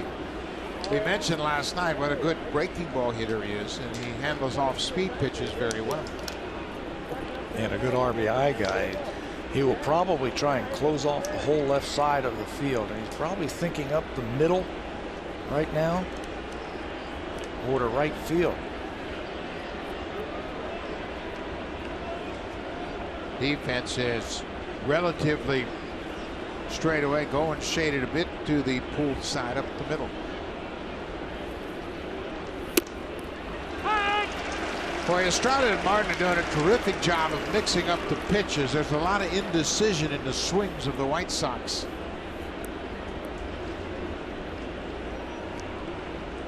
Thinking about one pitch, getting the other. Getting the other. That time it looked like Abreu was looking off speed and they threw him a fastball.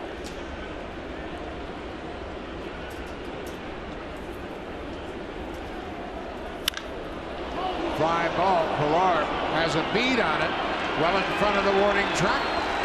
And Estrada is through 6. The White Sox leave a pair. A scoreless game. The big bats for the Blue Jays coming up. Edwin Encarnacion homered last night. His 200th career home run as a Blue Jay.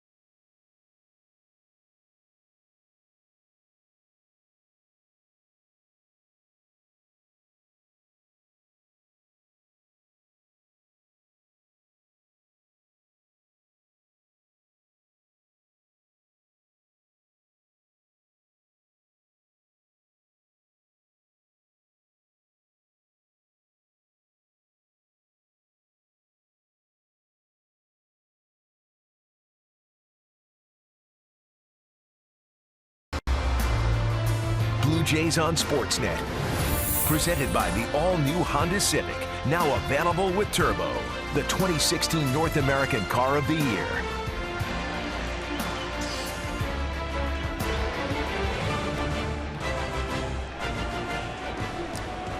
Marco Estrada has pitched to Jim, all the while evidently dealing with some shoulder tightness, but whatever he's got, he should keep him. Yeah, stay right there. He's given up one hit.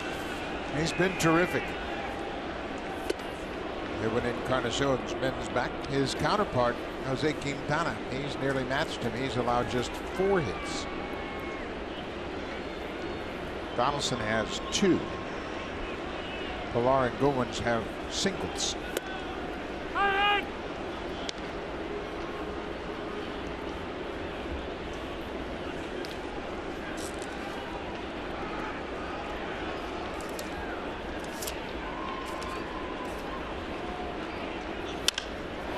Driven to right.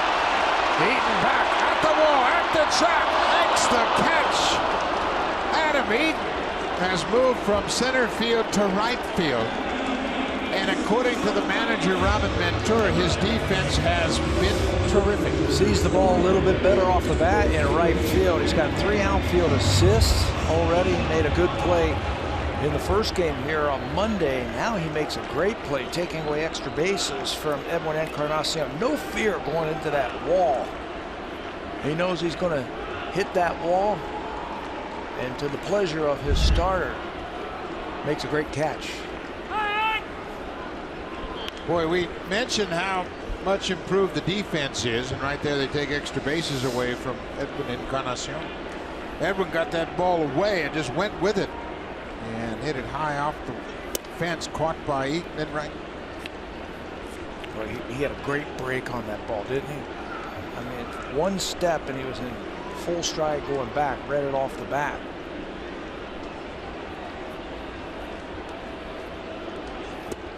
It's really interesting how Eaton talks about, I can see the flat of the ball off the bat better when I'm in right than I could in center. And boy, he's made some very good plays this season.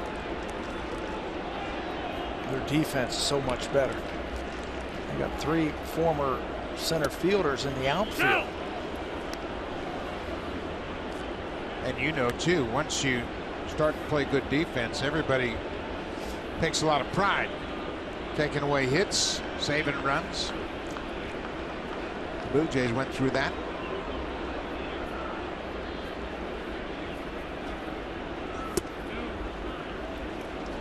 Look at the elevation of those pitches. I think they want to keep the ball down to Tulowitzki. Yeah, I think it's down. He can hit that ball that is up. You just wait for him to make a mistake.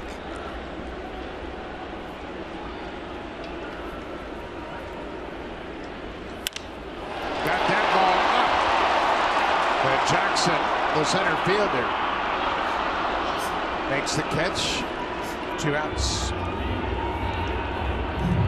This copyrighted telecast is presented by authority of Rogers Blue Jays Baseball Partnership. It may not be reproduced or retransmitted in any form. And the accounts and descriptions of this game may not be disseminated without the express written consent of Rogers Blue Jays Baseball Partnership. Think he did that on purpose? Absolutely he did. Try to break his concentration a little bit.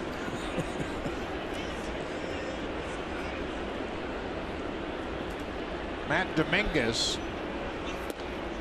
2. That's a good pitch. No, that's a good pitch. That's a good pitch.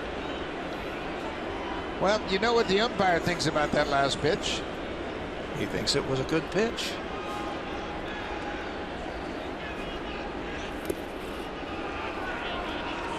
Johnson Payne, the home plate umpire, he has called the low strike for both pitchers.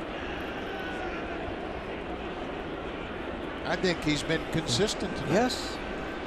I haven't seen a problem.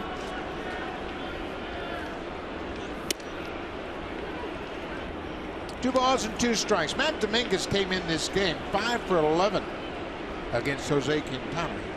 Hit a ball hard his first time up and then popped out to the first baseman in the fourth.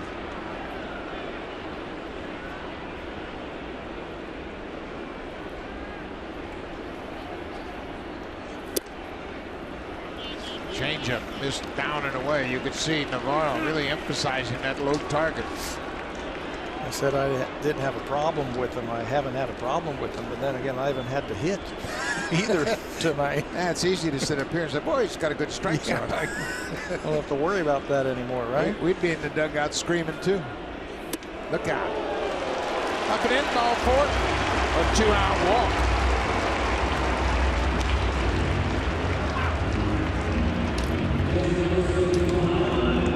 The changeup for Quintana early in spring training, he was worried about. He was throwing it not soft enough. He wanted to get 10, 11 miles per hour off that changeup.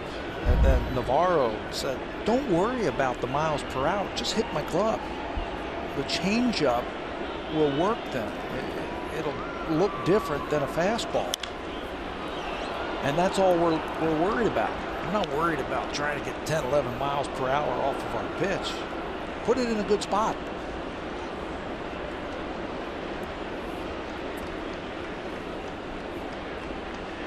Russell Martin fouls off the first pitch.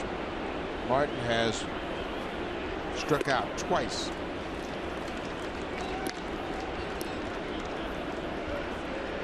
Struck out swinging in the second, looking in the fourth.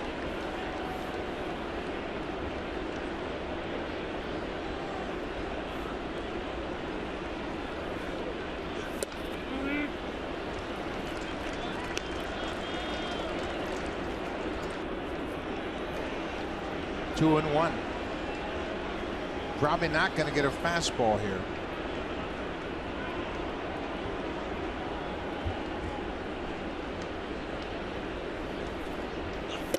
Oh, he did.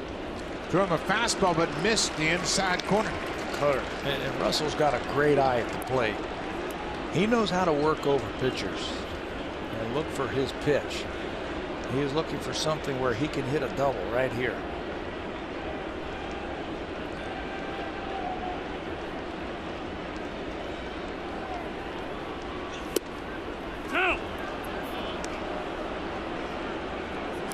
Found that outside corner. It's a full count. Kevin Pillar waits on deck. There are 2 outs, so Matt Dominguez, he can get a running start on the pitch. They're still holding him on in this scoreless game.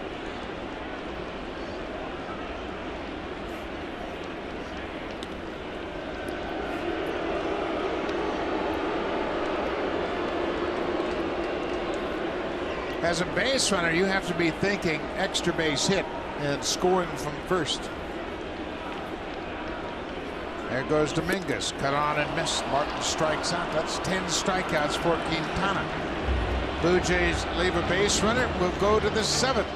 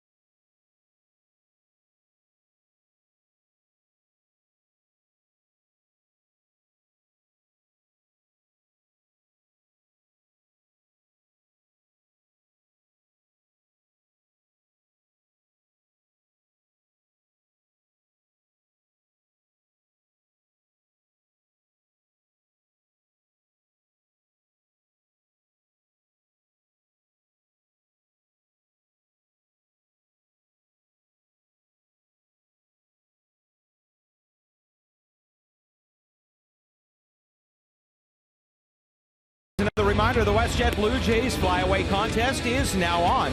Enter for your chance to cheer on the Blue Jays in Boston with WestJet. Go to BlueJays.com/WestJet Flyaway to enter. Not too many scoreless games after 6 innings at Fenway Park, Buck. No, there aren't, but that's what we have here tonight at Rogers Center. There aren't too many scoreless games after 6 here.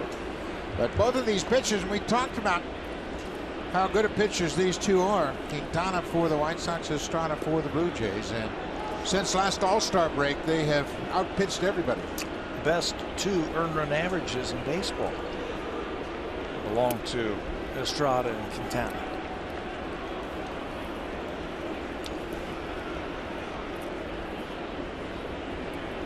Todd Frazier, he has the only hit that Estrada has allowed.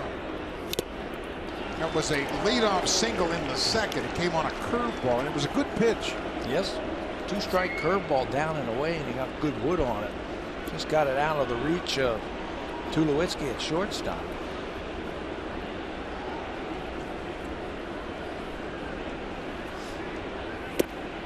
Came right back with that curveball.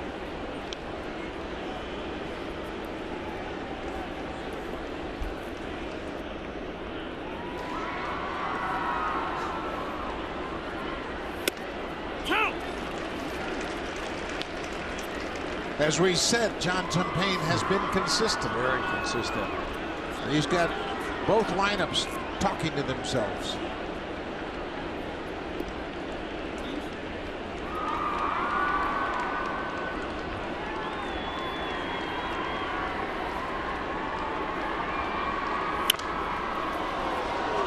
Estrada missed his spot, but got away with it. Russell Martin wanted it down and away. You saw Russell on a knee to accentuate low.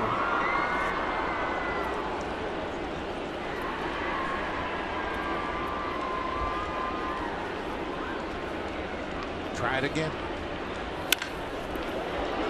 That ball is hit hard, and Saunders cuts it off to keep Frazier from extra bases. Todd Frazier has the only 2 hits. No doubles defense for the Blue Jays. Scoreless game. You're in the 7th inning, so you play a little bit deeper just so this ball doesn't get by you. Saunders cuts it off, holds him to a single.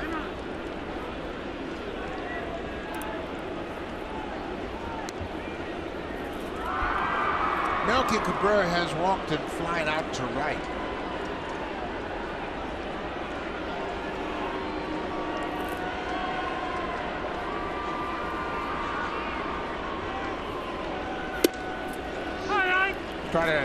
Jumps right back with a fastball. There's Jesse Chavez loosening up in the Blue Jays bullpen.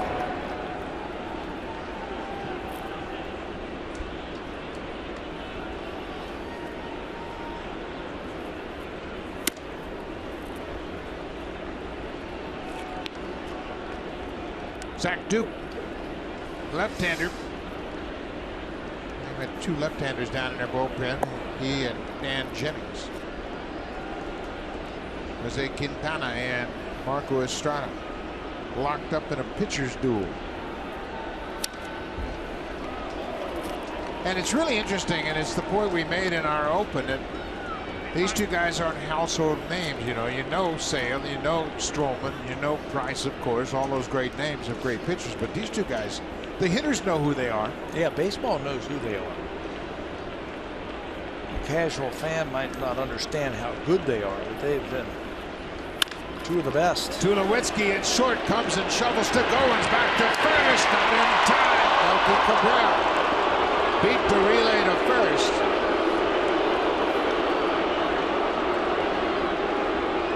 Melky hitting from the left side, got down the line in good shape. DeMarlo Hale checking with the video replay room.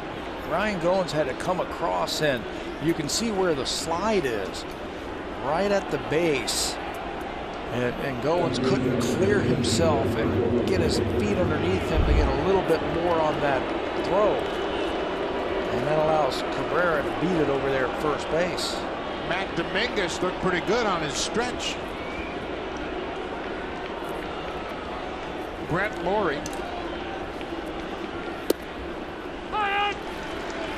Laurie was called out on strikes in the 5th inning. He has also grounded into a double play. Great ratio of strikes from Estrada tonight. Same can be said for his opponent, Jose Quintana. Popped up behind home and over the screen.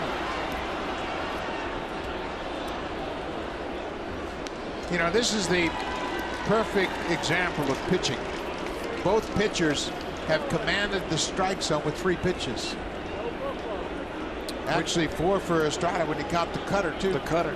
And would you say their stuff is outstanding stuff? I'd say their control and their ability to throw any pitch at any time is their most outstanding attribute, I think, as a pitcher. It's the ability to make pitches. Yeah. Not necessarily the blazing fastball or a wicked breaking ball, but the combination of mixing those pitches. Very effective.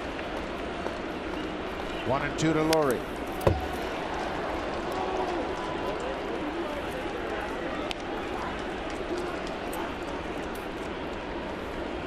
Marco Estrada might be the champion of the spin rate discussion. Throwing 89 to 90 with the fastball, but a high spin rate. Change up. What's wrong with that one? Russell Martin wanted it, and you can bet he's telling the umpire, hey man, that's a strike all night. Yeah, Gibby thought it was a strike too.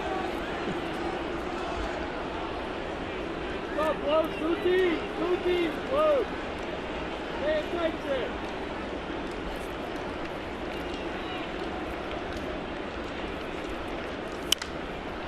High pop down the right side. Bautista, long run. The ball is going to hit and go into the seats.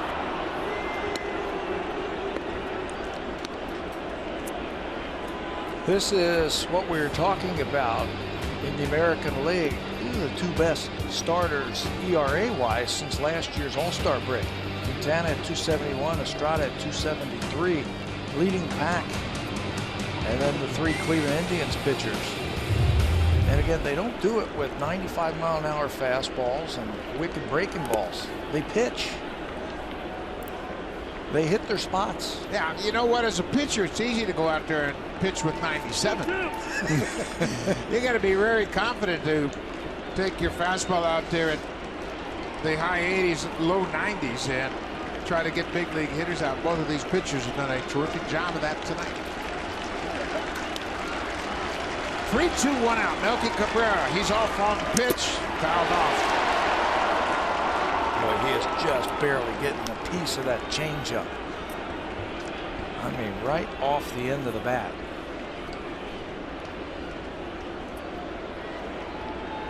The right-hander is Nate Jones. The lefty is active.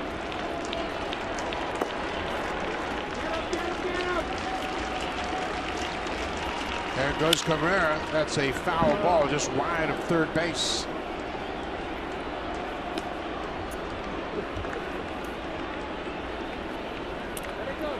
Estrada has allowed 2 hits. He continues to stretch out that right shoulder.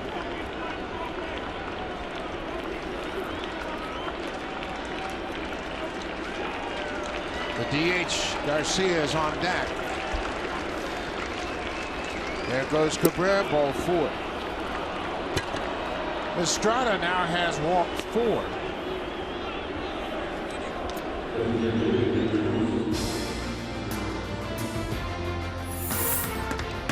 Swing for the fences and save during the DIY Expert Sale.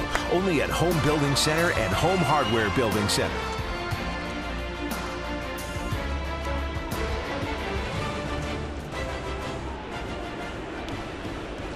So the White Sox have runners at first and second, and Marco Estrada has called out his catcher. Russell Martin, he wants to talk about this next at bat. Obviously a pivotal bat. We're in the 7th. No score, nothing tie. Avisail Garcia has popped out to the second baseman and flied out the left. This is the guy who's done all the damage the first 2 games of this series. He had a couple of hits in the first game. A single, a double score to run that a big game yesterday. Homered to center field yesterday.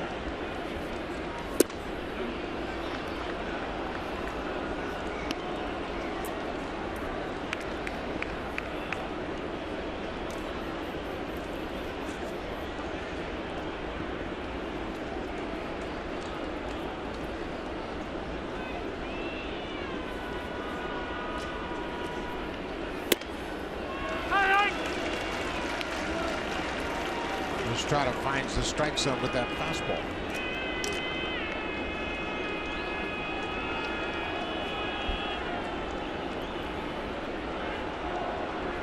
One and one count to the White Sox DH.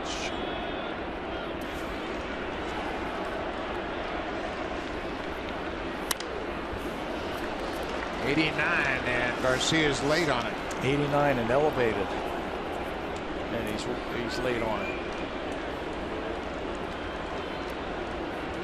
Marco Estrada went 13-8 last season with a impressive 3.13 earned run average, made 28 starts. He has picked it up right where he left off.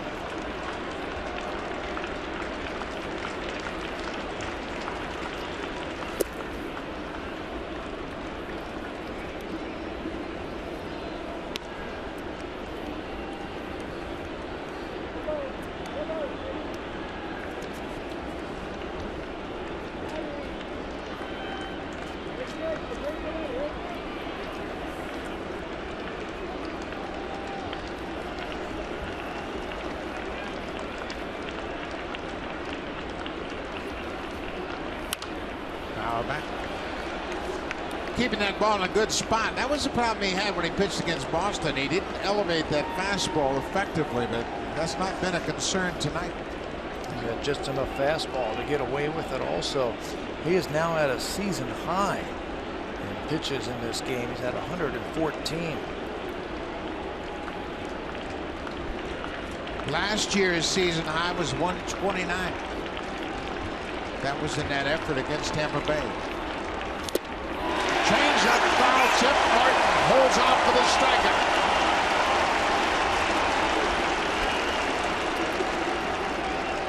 He threw those elevated fastballs to get to this pitch right here. Choke back that ball in your hand, throw the changeup. He's got one of the best in all of baseball, and comes up with the strikeout. One more time. What a job by Russell Martin to catch that one before it hit the dirt. The lowest opponent's batting average versus the changeup since 2013. He has the 4th best. That was a big one.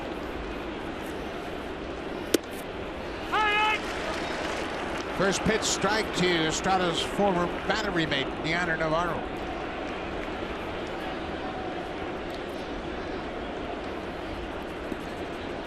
At one point tonight, Estrada retired 12 straight.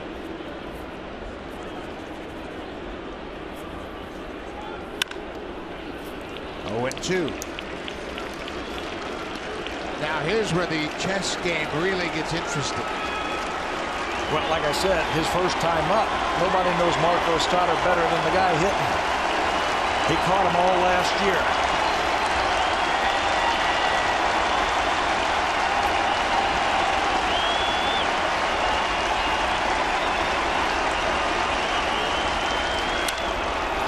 Driven toward the alley, and that's going to get down and score 1 run. Laurie is being waved around third. Now they bobble the ball. Navarro's taking a turn toward third. The White Sox have scored 2 on an 0-2 triple by Deanna Navarro. And it looked like a changeup for Marco Estrada. And the White Sox catch a break. One more time, change up 2, 0-2, and he goes down and gets it. He's come up with so many big hits, and they catch a break where this ball hits. One more time, watch it hit off the top of the wall stay in play, and then bounce over the head of Pilar. That allows Laurie to score and allows Navarro to go all the way to third base with his first triple. Just the third hit allowed by Marco Estrada. He's out of the game. He trails by 2. Yana Navarro with his 5th career triple.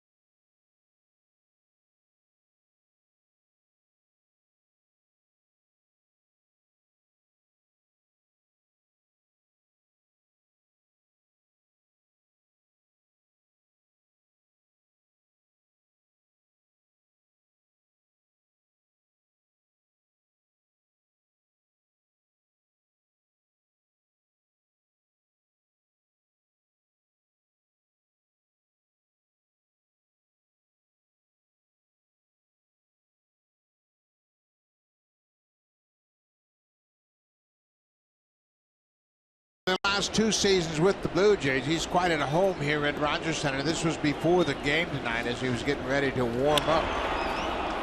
Jose Quintana, and he delivers a big blow in this ball game, a 2-run triple off the top of the fence in right center. Melky Cabrera and Brent Laurie, 2 former Blue Jays, come around to score the only 2 runs of this game. Jesse Chavez into the ball game with 2 outs here in the 7th. Jesse worked the first game of this series. Came in, gave up a sacrifice fly, and then struck out the next 2 batters. 8 games for Chavez so far, a nifty .235 earned run average. John Gibbons said they can pitch him late in the game because he can come out and throw some gas. This ball is drilled to right over the head of Bautista, up against the wall. Navarro comes in to score. The ball gets away from Jose, and Jackson ends up at third. Another inherited run given up by the Blue Jays bullpen. That has been a real problem. It certainly has. 50% of them have scored, the worst in the American League. And a clutch hit. Once again, the lower part of the batting order for the White Sox coming through. Austin Jackson with a clutch 2-out base hit. Told you he throws hard, but he stays on that one, down and away, and drives it to right field. He had a big double to right center field in yesterday's game. Back to the top of the order. Jackson's hit scored a triple. It bounced on the warning track. His first triple of the season. Adam Eaton fouls it into the seats. It's a ball and a strike on the leadoff man.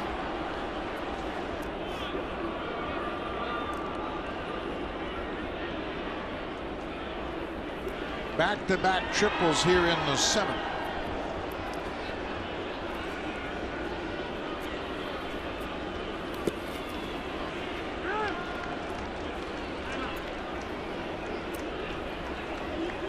Eaton 0 for 2. He walked in the 6th off of Marco Estrada.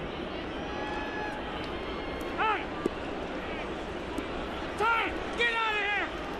John Tumpane has just thrown John Gibbons out, I believe. And Gibbons hasn't been pleased with the strike zone all night long. Well, what he's talking about is after that check swing, it looked like somebody was getting on the third base umpire. And Tumpane interjected himself into that conversation and then threw Gibby out. And that's what he's saying. He's saying, I was talking to the third base umpire. I wasn't talking to you.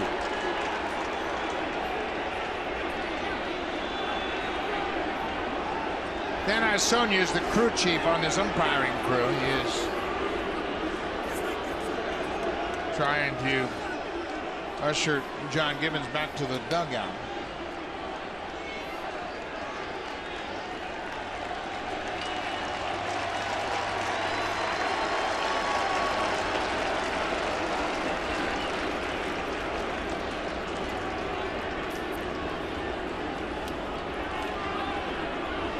Home plate umpire John Tumpang has had the hitters upset with the strike zone, but it's been equal in my mind. Both teams have had a liberal strike zone call tonight.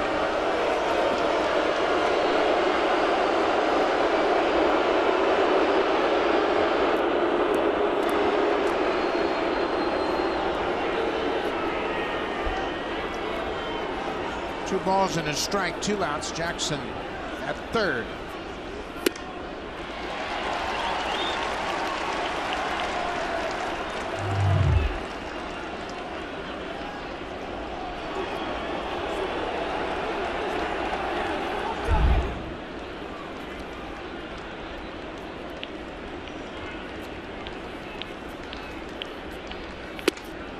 Outside, ball 3. Had a feeling like something like that was going to happen. Yeah, it's been some frustration and a frustrating night. Yeah.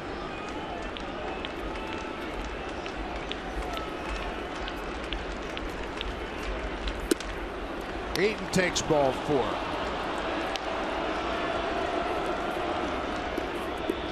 Bullpen has gotten off to a rocky start this season. They're 0-7. ERA really not that bad at 4.03. Lone saves 5. It's the inherited. That's a concern. The inherited runners has really been a problem. Yeah, that's the number where it really hurts.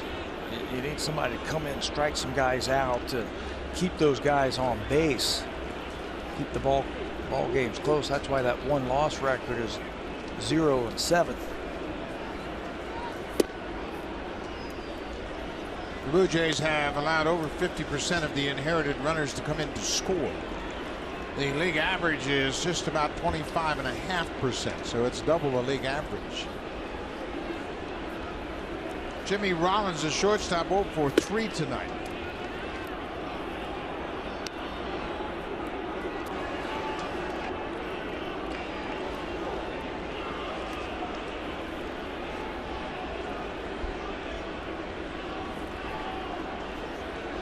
There goes Eaton, and he will slide in safely without a throw. Infielders holding their position and giving him second base. Eaton now 2 for 3 in stolen bases. Gotta hold your position.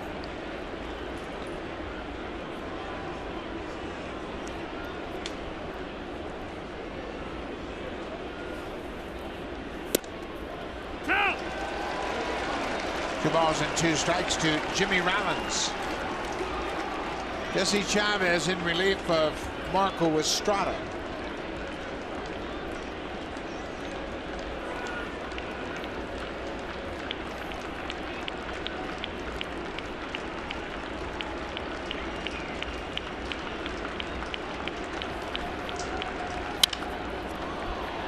Fly ball to center. Pilar is there. But the White Sox break out on top. They score 3 runs in the top of the 7th. Leonardo Navarro with an 0-2 triple. Drives in 2.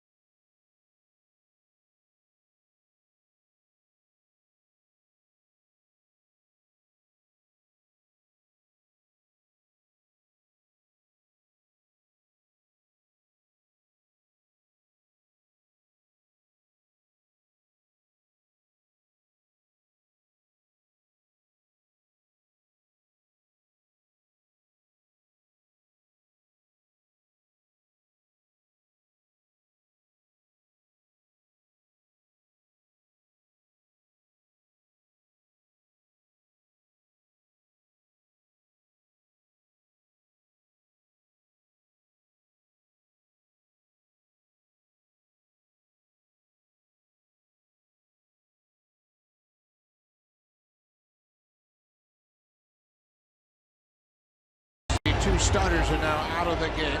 Jose Quintana gives way to Zach Duke, another lefty. First time that we have seen Duke in this series. 12 games, but only 7 innings for Zach Duke. He's a situational left-hander. Now in his 10th year in the big leagues. Last season, he had 26 holds for this White Sox team. He'll just come in and he'll face those left-handers and they'll get him out of there. What to expect from him? Lots of breaking balls. Zach Duke began his career with the Pittsburgh Pirates as a starter. First got to the big leagues in 2005. This is popped up on the infield. Brett Lawrie calls for it. The second baseman makes the catch, and Duke retires Pilar. Ryan Tepera has just been recalled from AAA Buffalo. He starts to loosen up. Tepera was thought to have made the Blue Jays. He went to Montreal, anticipating breaking with the big club, and then they acquired Franklin Morales, a left-hander, and that knocked Tepera back to AAA Buffalo. Right when we were on our way to Tampa. So this is his first action with the big club this year.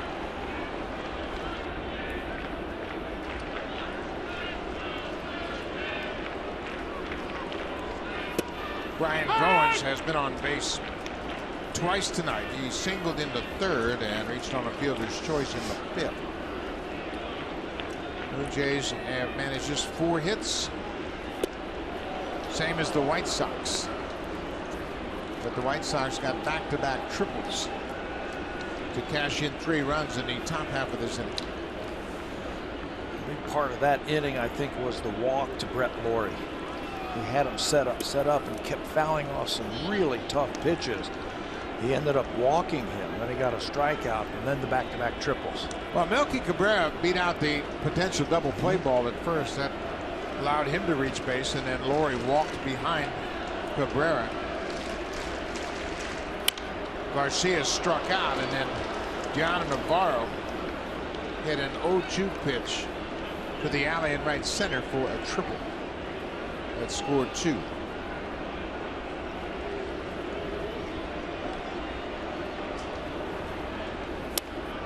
Duke drops down and misses with that breaking ball. It's a 3-2 count. Michael Saunders has walked. Excuse me, he has struck out twice. He's 0 for 3 tonight. Goins hits it hard, but the slice is foul. He has put up some good at-bats against left-handers. Starting last year, shooting that ball the other way. That's where the defense is playing them.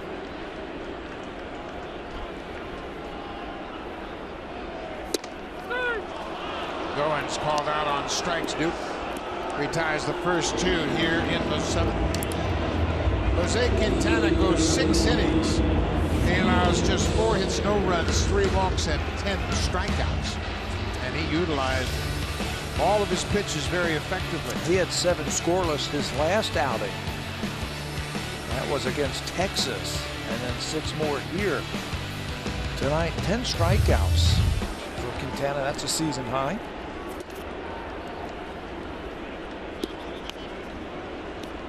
Nate Jones is throwing the ball well, as this bullpen has gotten off to a great start.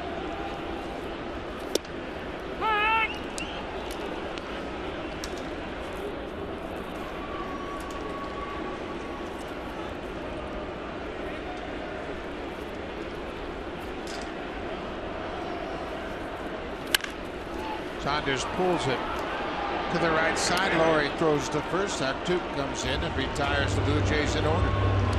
But go to the 8th, 3-0 Chicago. Ryan Tepera coming into the ballgame.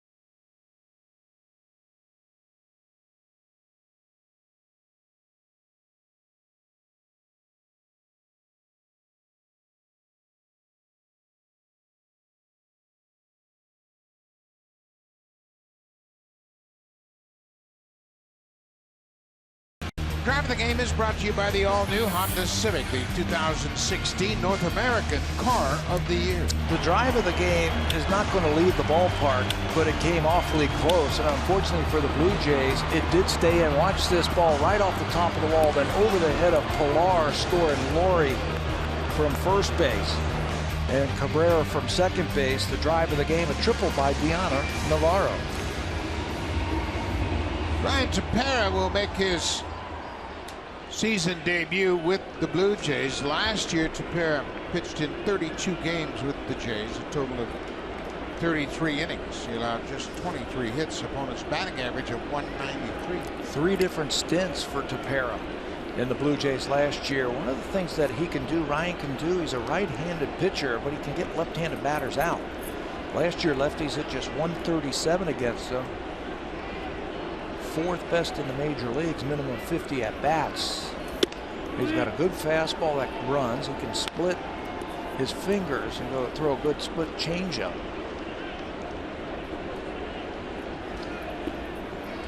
Tepera facing Jose Abreu, the number 3 hitter for Chicago. Base hit up the middle.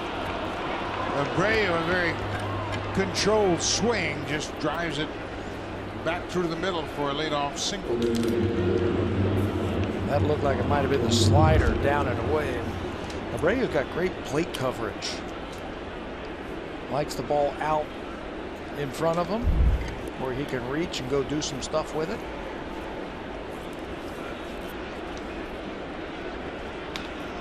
Todd Frazier had the only 2 hits after he singled in the 7th, the only 2 allowed by Marco Estrada. He pops it up. Matt Dominguez, first baseman, makes the catch. Frazier's retired.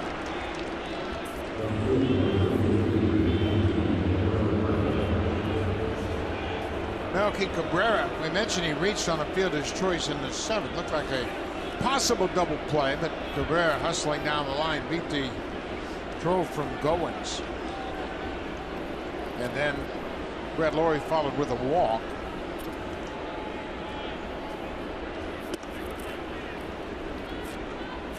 So it was 1st and 2nd with 1 out, and then Garcia struck out for the 2nd out of the inning, and then Estrada got ahead of Diana Navarro, but Navarro connected for the 2-run triple.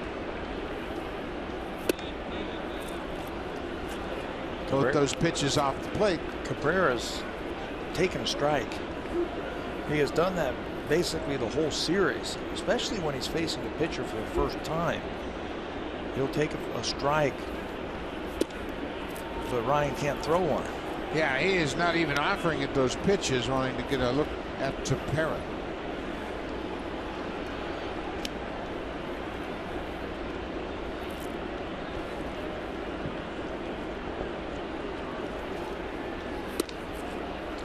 A 4-pitch walk. Marco Estrada, a terrific start here tonight, and the line score won't reflect how good he was. 6 2/3. He is charged with 3 earned runs on 3 hits. Walked 4, struck out 5. At one time, 12 in a row, and a lot of soft contact tonight off the bats of the Chicago White Sox. He has that ability to take the sting out of their bats with that changeup. He deserves better.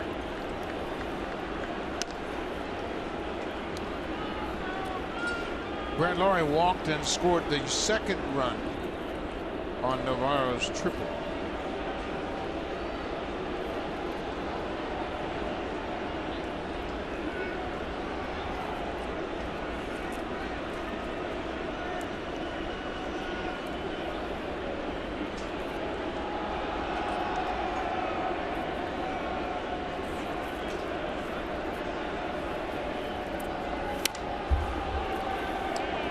Foul back to the screen.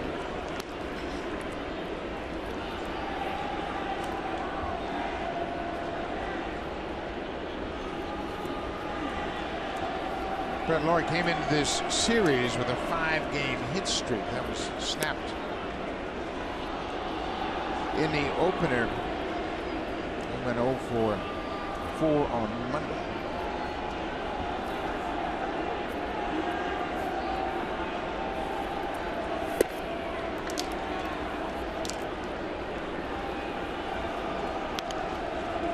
Daniel Webb just called up from the minors. They sent the pitcher, Monday's pitcher, back to the minor leagues. Miguel Gonzalez, Nate Jones, he's standing by ready. Daniel Webb, a former Blue Jay. And that bullpen is rested thanks to the work of Chris Sale yesterday. 8 innings. Robin Ventura only needed 1 inning from his bullpen yesterday.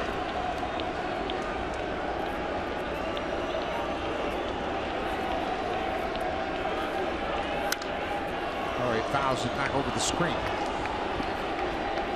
The White Sox, they've gotten off to a great start because of the strength of their pitching, and now in this series the bats have started to come around, so the manager sliding next to the hitting coach. Todd Stevenson said, "You're doing a good job in this series." Or the hitting coach making himself available for the manager, saying, "Hey, see what we're doing right now? Big game yesterday." Outside, 3-2. The DH is on deck.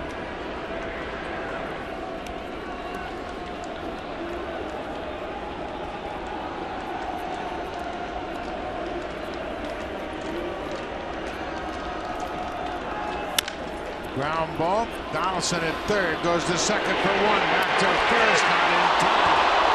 Brett Lawler's a tough guy to double up. I'm sure they're going to take a look at this one. What a turn at second base by Goins. That time he was able to get his feet underneath him and get a lot more on that throw than that previous one last inning that Melky Cabrera beat out. Donaldson gives ground, makes a good strong throw to Goins, who in turn makes a good strong throw to Dominguez. Laurie running right through that bag, beats it. Yeah, he beats it easily. Now take a look at that and wave off the video review. John Gibbons has been ejected, and that's why DeMarlo Hale came out to wave off the possibility of a video review. Josh Donaldson had to back up and give ground on that. And anytime you have Laurie running, it's tough to do that and get a double play. Abreu now at third, Laurie at first, 2 outs.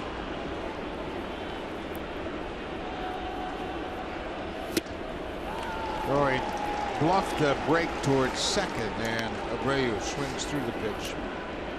Excuse me, Garcia, the batter.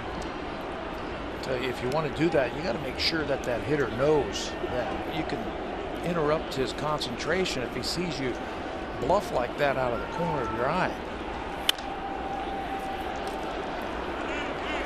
98 from Tepera. Ryan, in his first big league inning of the season, gave up a base hit to Abreu to start the inning, then got Frazier to pop out, walked Cabrera. Laurie hit into a fielder's choice.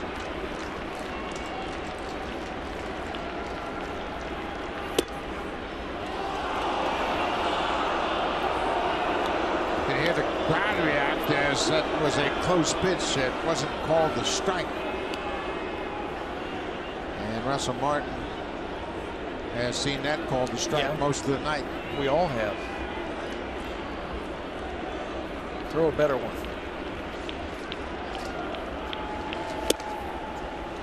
Cutter off the plate.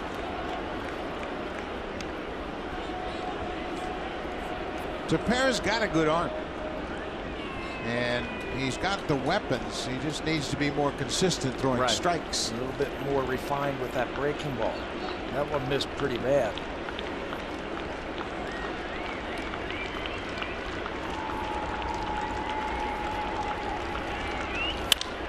Ball is driven into center, and it's going to get down in front of Pilar. Laurie's going to third. Abreu comes in to score.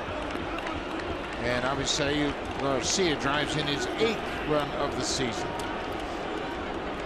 The big insurance run here for the White Sox in the top of the 8th. They have come up with their share of 2-out clutch hits late in the ball game. We saw one last inning from Navarro and Jackson, and now Garcia here in the 8th inning, hanging breaking ball. And he hits it hard. You can see Pilar was shaded to right field, so he can't come up with it. Had their share of 2-out hits in yesterday's ball game also when they scored 10. So here's the man with the biggest hit of this ball game, Yonder Navarro. Hit a 2-run triple on an 0-2 pitch from Marco Estrada in the 7th.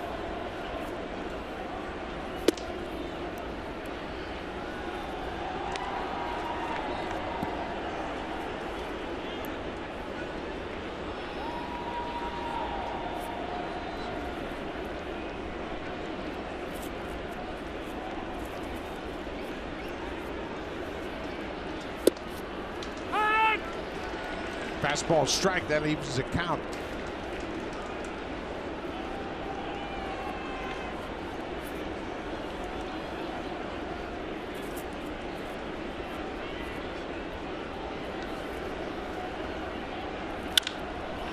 Dominguez will step on the bag. That'll end the inning, but the White Sox get another run in the top of the 8th. We'll go to the bottom of the 8th, 4-0 Chicago. Now time for Blue Jays Central Update. Here's Jamie Campbell and Greg Zahn in the Samsung broadcast studio.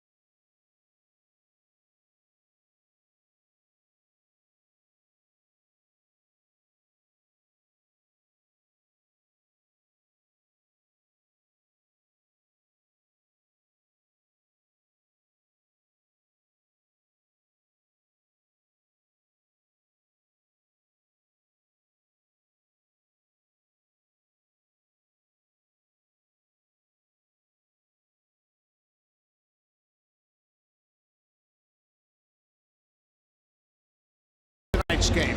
PlayStation provided us with a prediction of who they thought the Blue Jays player of the game would be. Tonight, PlayStation picked Josh Donaldson.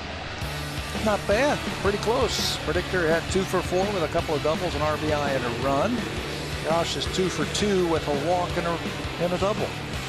The simulation is powered by MLB The Show 16. Welcome to the show, only on PlayStation.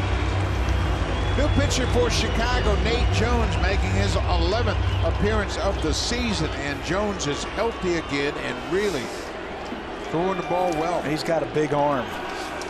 Hard fastball and a good breaking ball. Eats up righties. They're only hitting .050 against him. Same thing can be said against the lefties at 154. Comes right after you, right over the top. He's got an unusual delivery.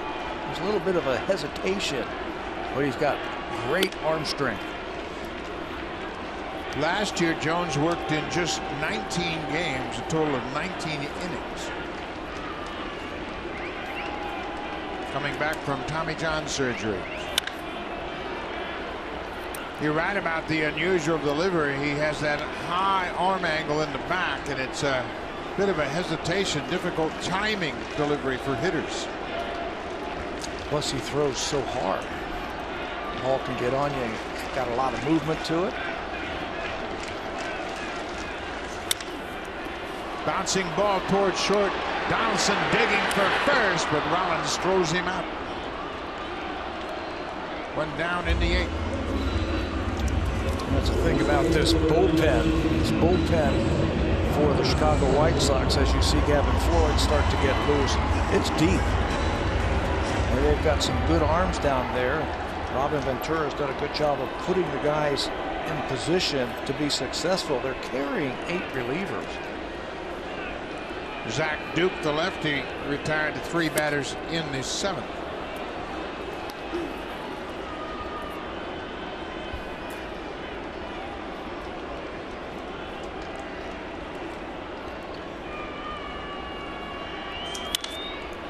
Bautista lifts it high, headed towards the seats, but Todd Frazier on the warning track makes the catch. 2 quick outs for Jones.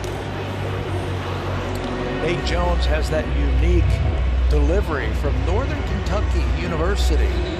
Right outside of Cincinnati, you can see the little hesitation as he raises his arms and gets it into the slot, and still throws real hard. He has thrown 19 pitches during his career, clocked over 100 miles an hour.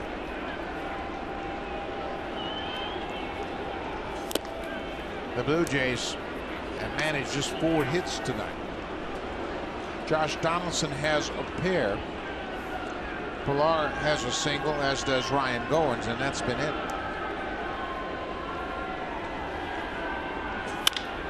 Pulled on the ground. Rollins from the edge of the grass. Jump throw in time.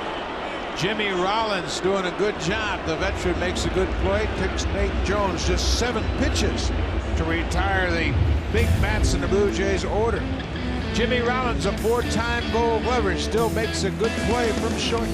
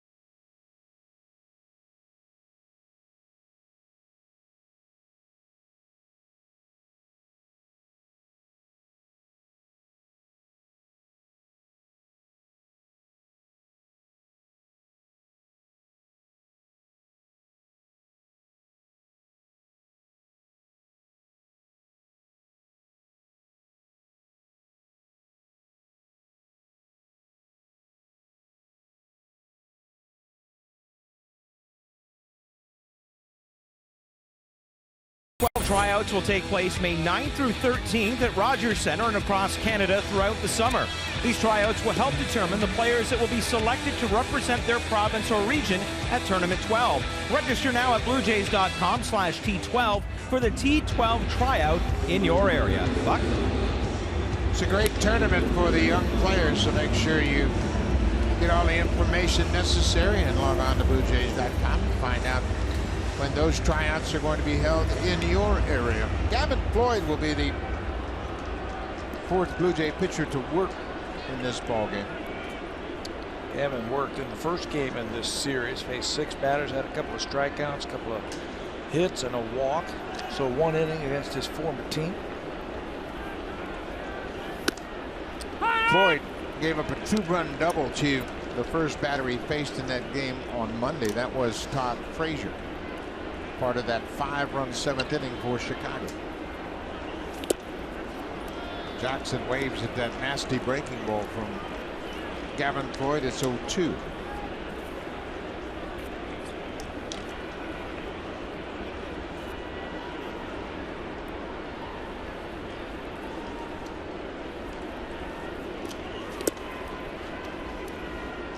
Of course, Gavin Floyd, as Pat mentioned, spent his best years with the White Sox.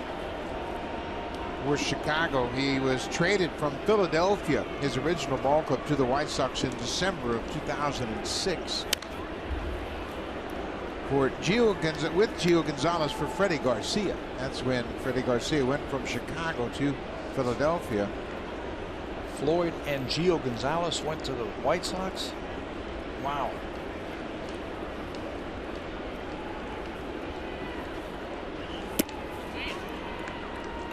Gavin Floyd was a #1 pick of Philadelphia in 2001.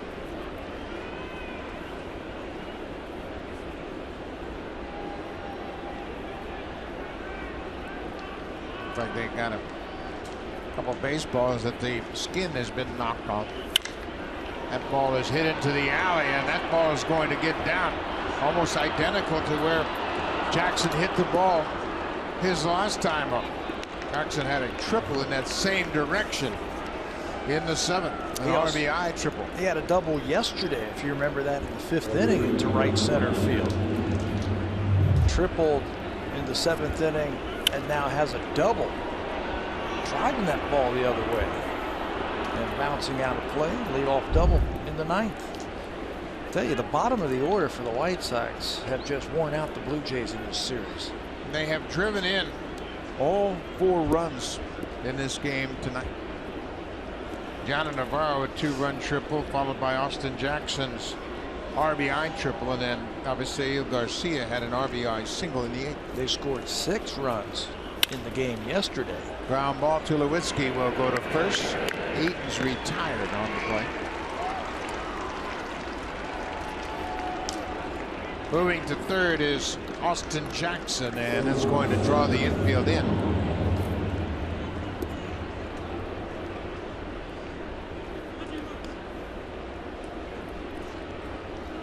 David Robertson, the closer, loosening up.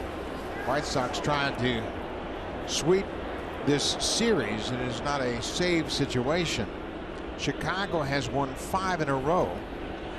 They're looking for their 10th win on the road this season.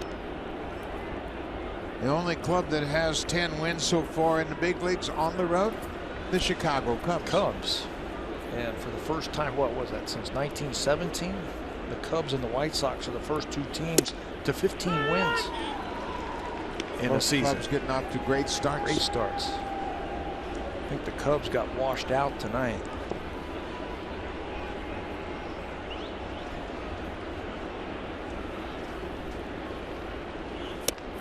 Inside to Jimmy Rollins. Chris Sale with a great effort in last night's game. He improves to 5-0.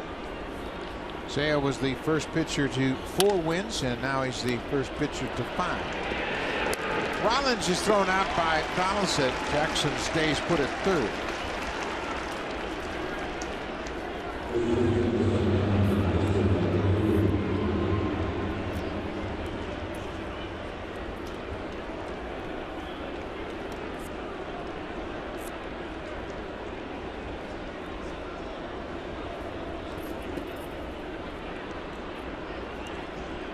Jose Abreu picked up a single and scored a run in the 8th.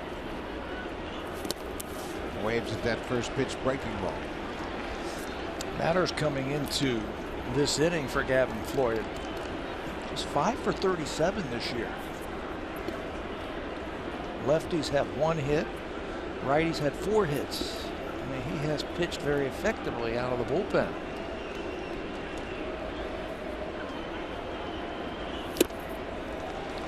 Good spot with that fastball. Floyd's ahead, 0-2.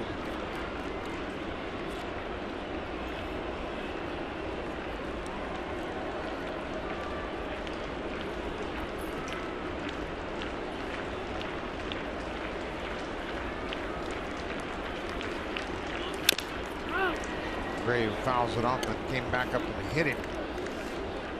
He was still in the batter's box there. Are 2 outs. Chicago scored 3 in the 7th to break the scoreless tie. Added a run in the 8th.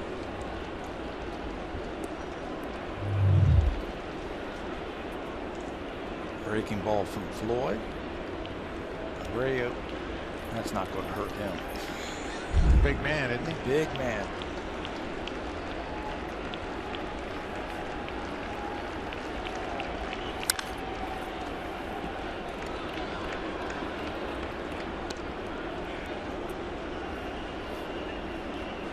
couple of breaking balls. Now Floyd might have a shot at throwing that fastball inside, the pitch he used earlier in this at-bat. I think he likes the ball away from the break, out over the plate and away.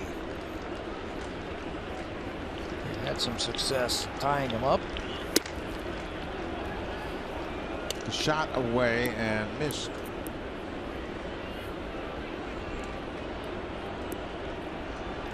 Yeah, we have seen him drive the ball with authority to the right side of the field. Has power in the power alley in right center. Back up the middle. Goins was shaded up the middle. Gavin Floyd throws up a 0 in the top of the ninth. The Blue Jays are down by 4.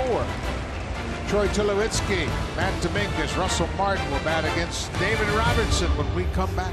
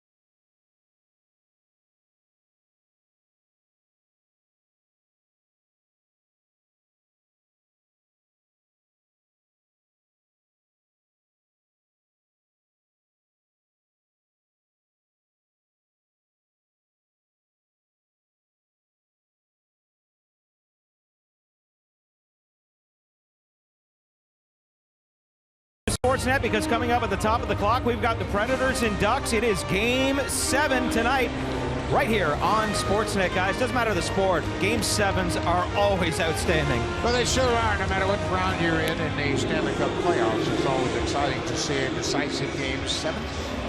Blue Jays aren't excited to see this guy, David Robertson. It is not a save situation. The White Sox are up 4-0. He's got 8 saves this year. That is first in the American League. He converted that 8th save. That was on Monday, making his 8th scoreless appearance. There, his numbers: .096 earned run average and 9 in the 3rd innings. Lefties and righties have not had a lot of success against that hard cutter curveball combination. Troy Tulowitzki will start things off here in the bottom of the ninth.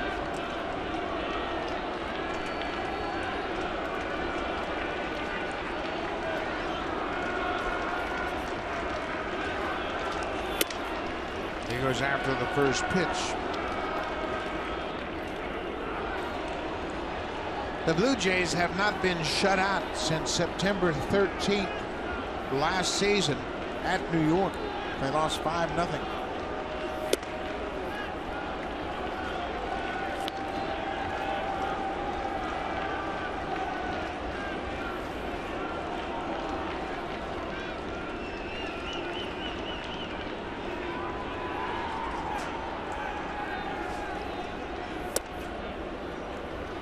Two and one.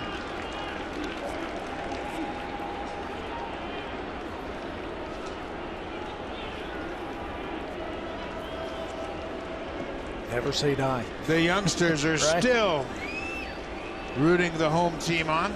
9th inning rally. There's a big breaking ball. It's now 2-2. It was Tula who came up with a big walk against Robertson. Remember that in the 9th inning? In that 2-run ball game, the go-ahead run came to the plate, and Michael Saunders. Tula had a great at-bat against Robertson.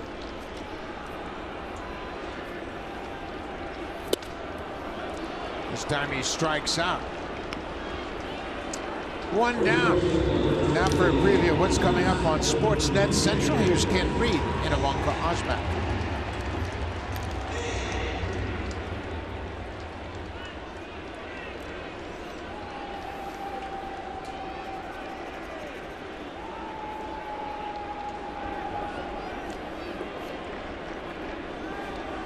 Thank you very much, Ivanka. That's all coming up right after this ball game.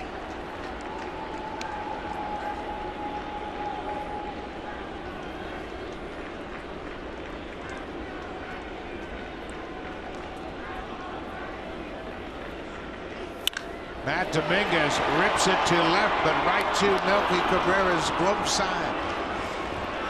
2 outs. He plays a deep left field for that reason right there. 4-0, but he's going to play deep, and it paid off for him. He's had to take a couple of steps to his glove side and hauls in that rocket from Dominguez. So Russell Martin has returned to the lineup. His first appearance since Friday night against Oakland. He left that ball game after his at-bat in the 5th inning. And he's had a tough night. He struck out 3 times tonight. Been dealing with that stiff neck and doesn't look like he's really 100%. Blue Jays have struck out 12 times tonight. That has been a frequent occurrence, unfortunately.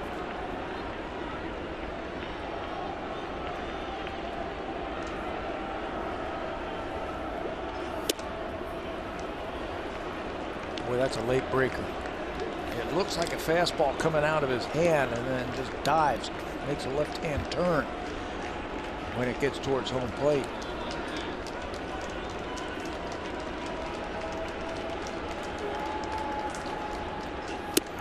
The Blue Jays scored 1 run on 4 hits in last night's game. They have been shut out on just 4 hits tonight. And we knew coming in the White Sox have good pitching, and we have seen that in all 3 of these games. That's the ball game. Martin strikes out. Robertson comes in and strikes out a pair in a very good 9th inning. And the White Sox have stretched their win streak to 6 in a row. They improved to 10-3 on the road and 16-6 for the season. It's a good team, the Chicago White Sox. They're pitching, they're hitting, they've got a deep bullpen, they're catching it. Blue Jays are going to have to regroup after an off day tomorrow. Blue Jays will be off tomorrow. We'll be back at it Friday night from Tampa Bay. Blue Jays will take on the Rays. Thanks for watching. Stay tuned. Here's Sportsnet Central. Ken Reed and Ivanka Osmak. Take it away.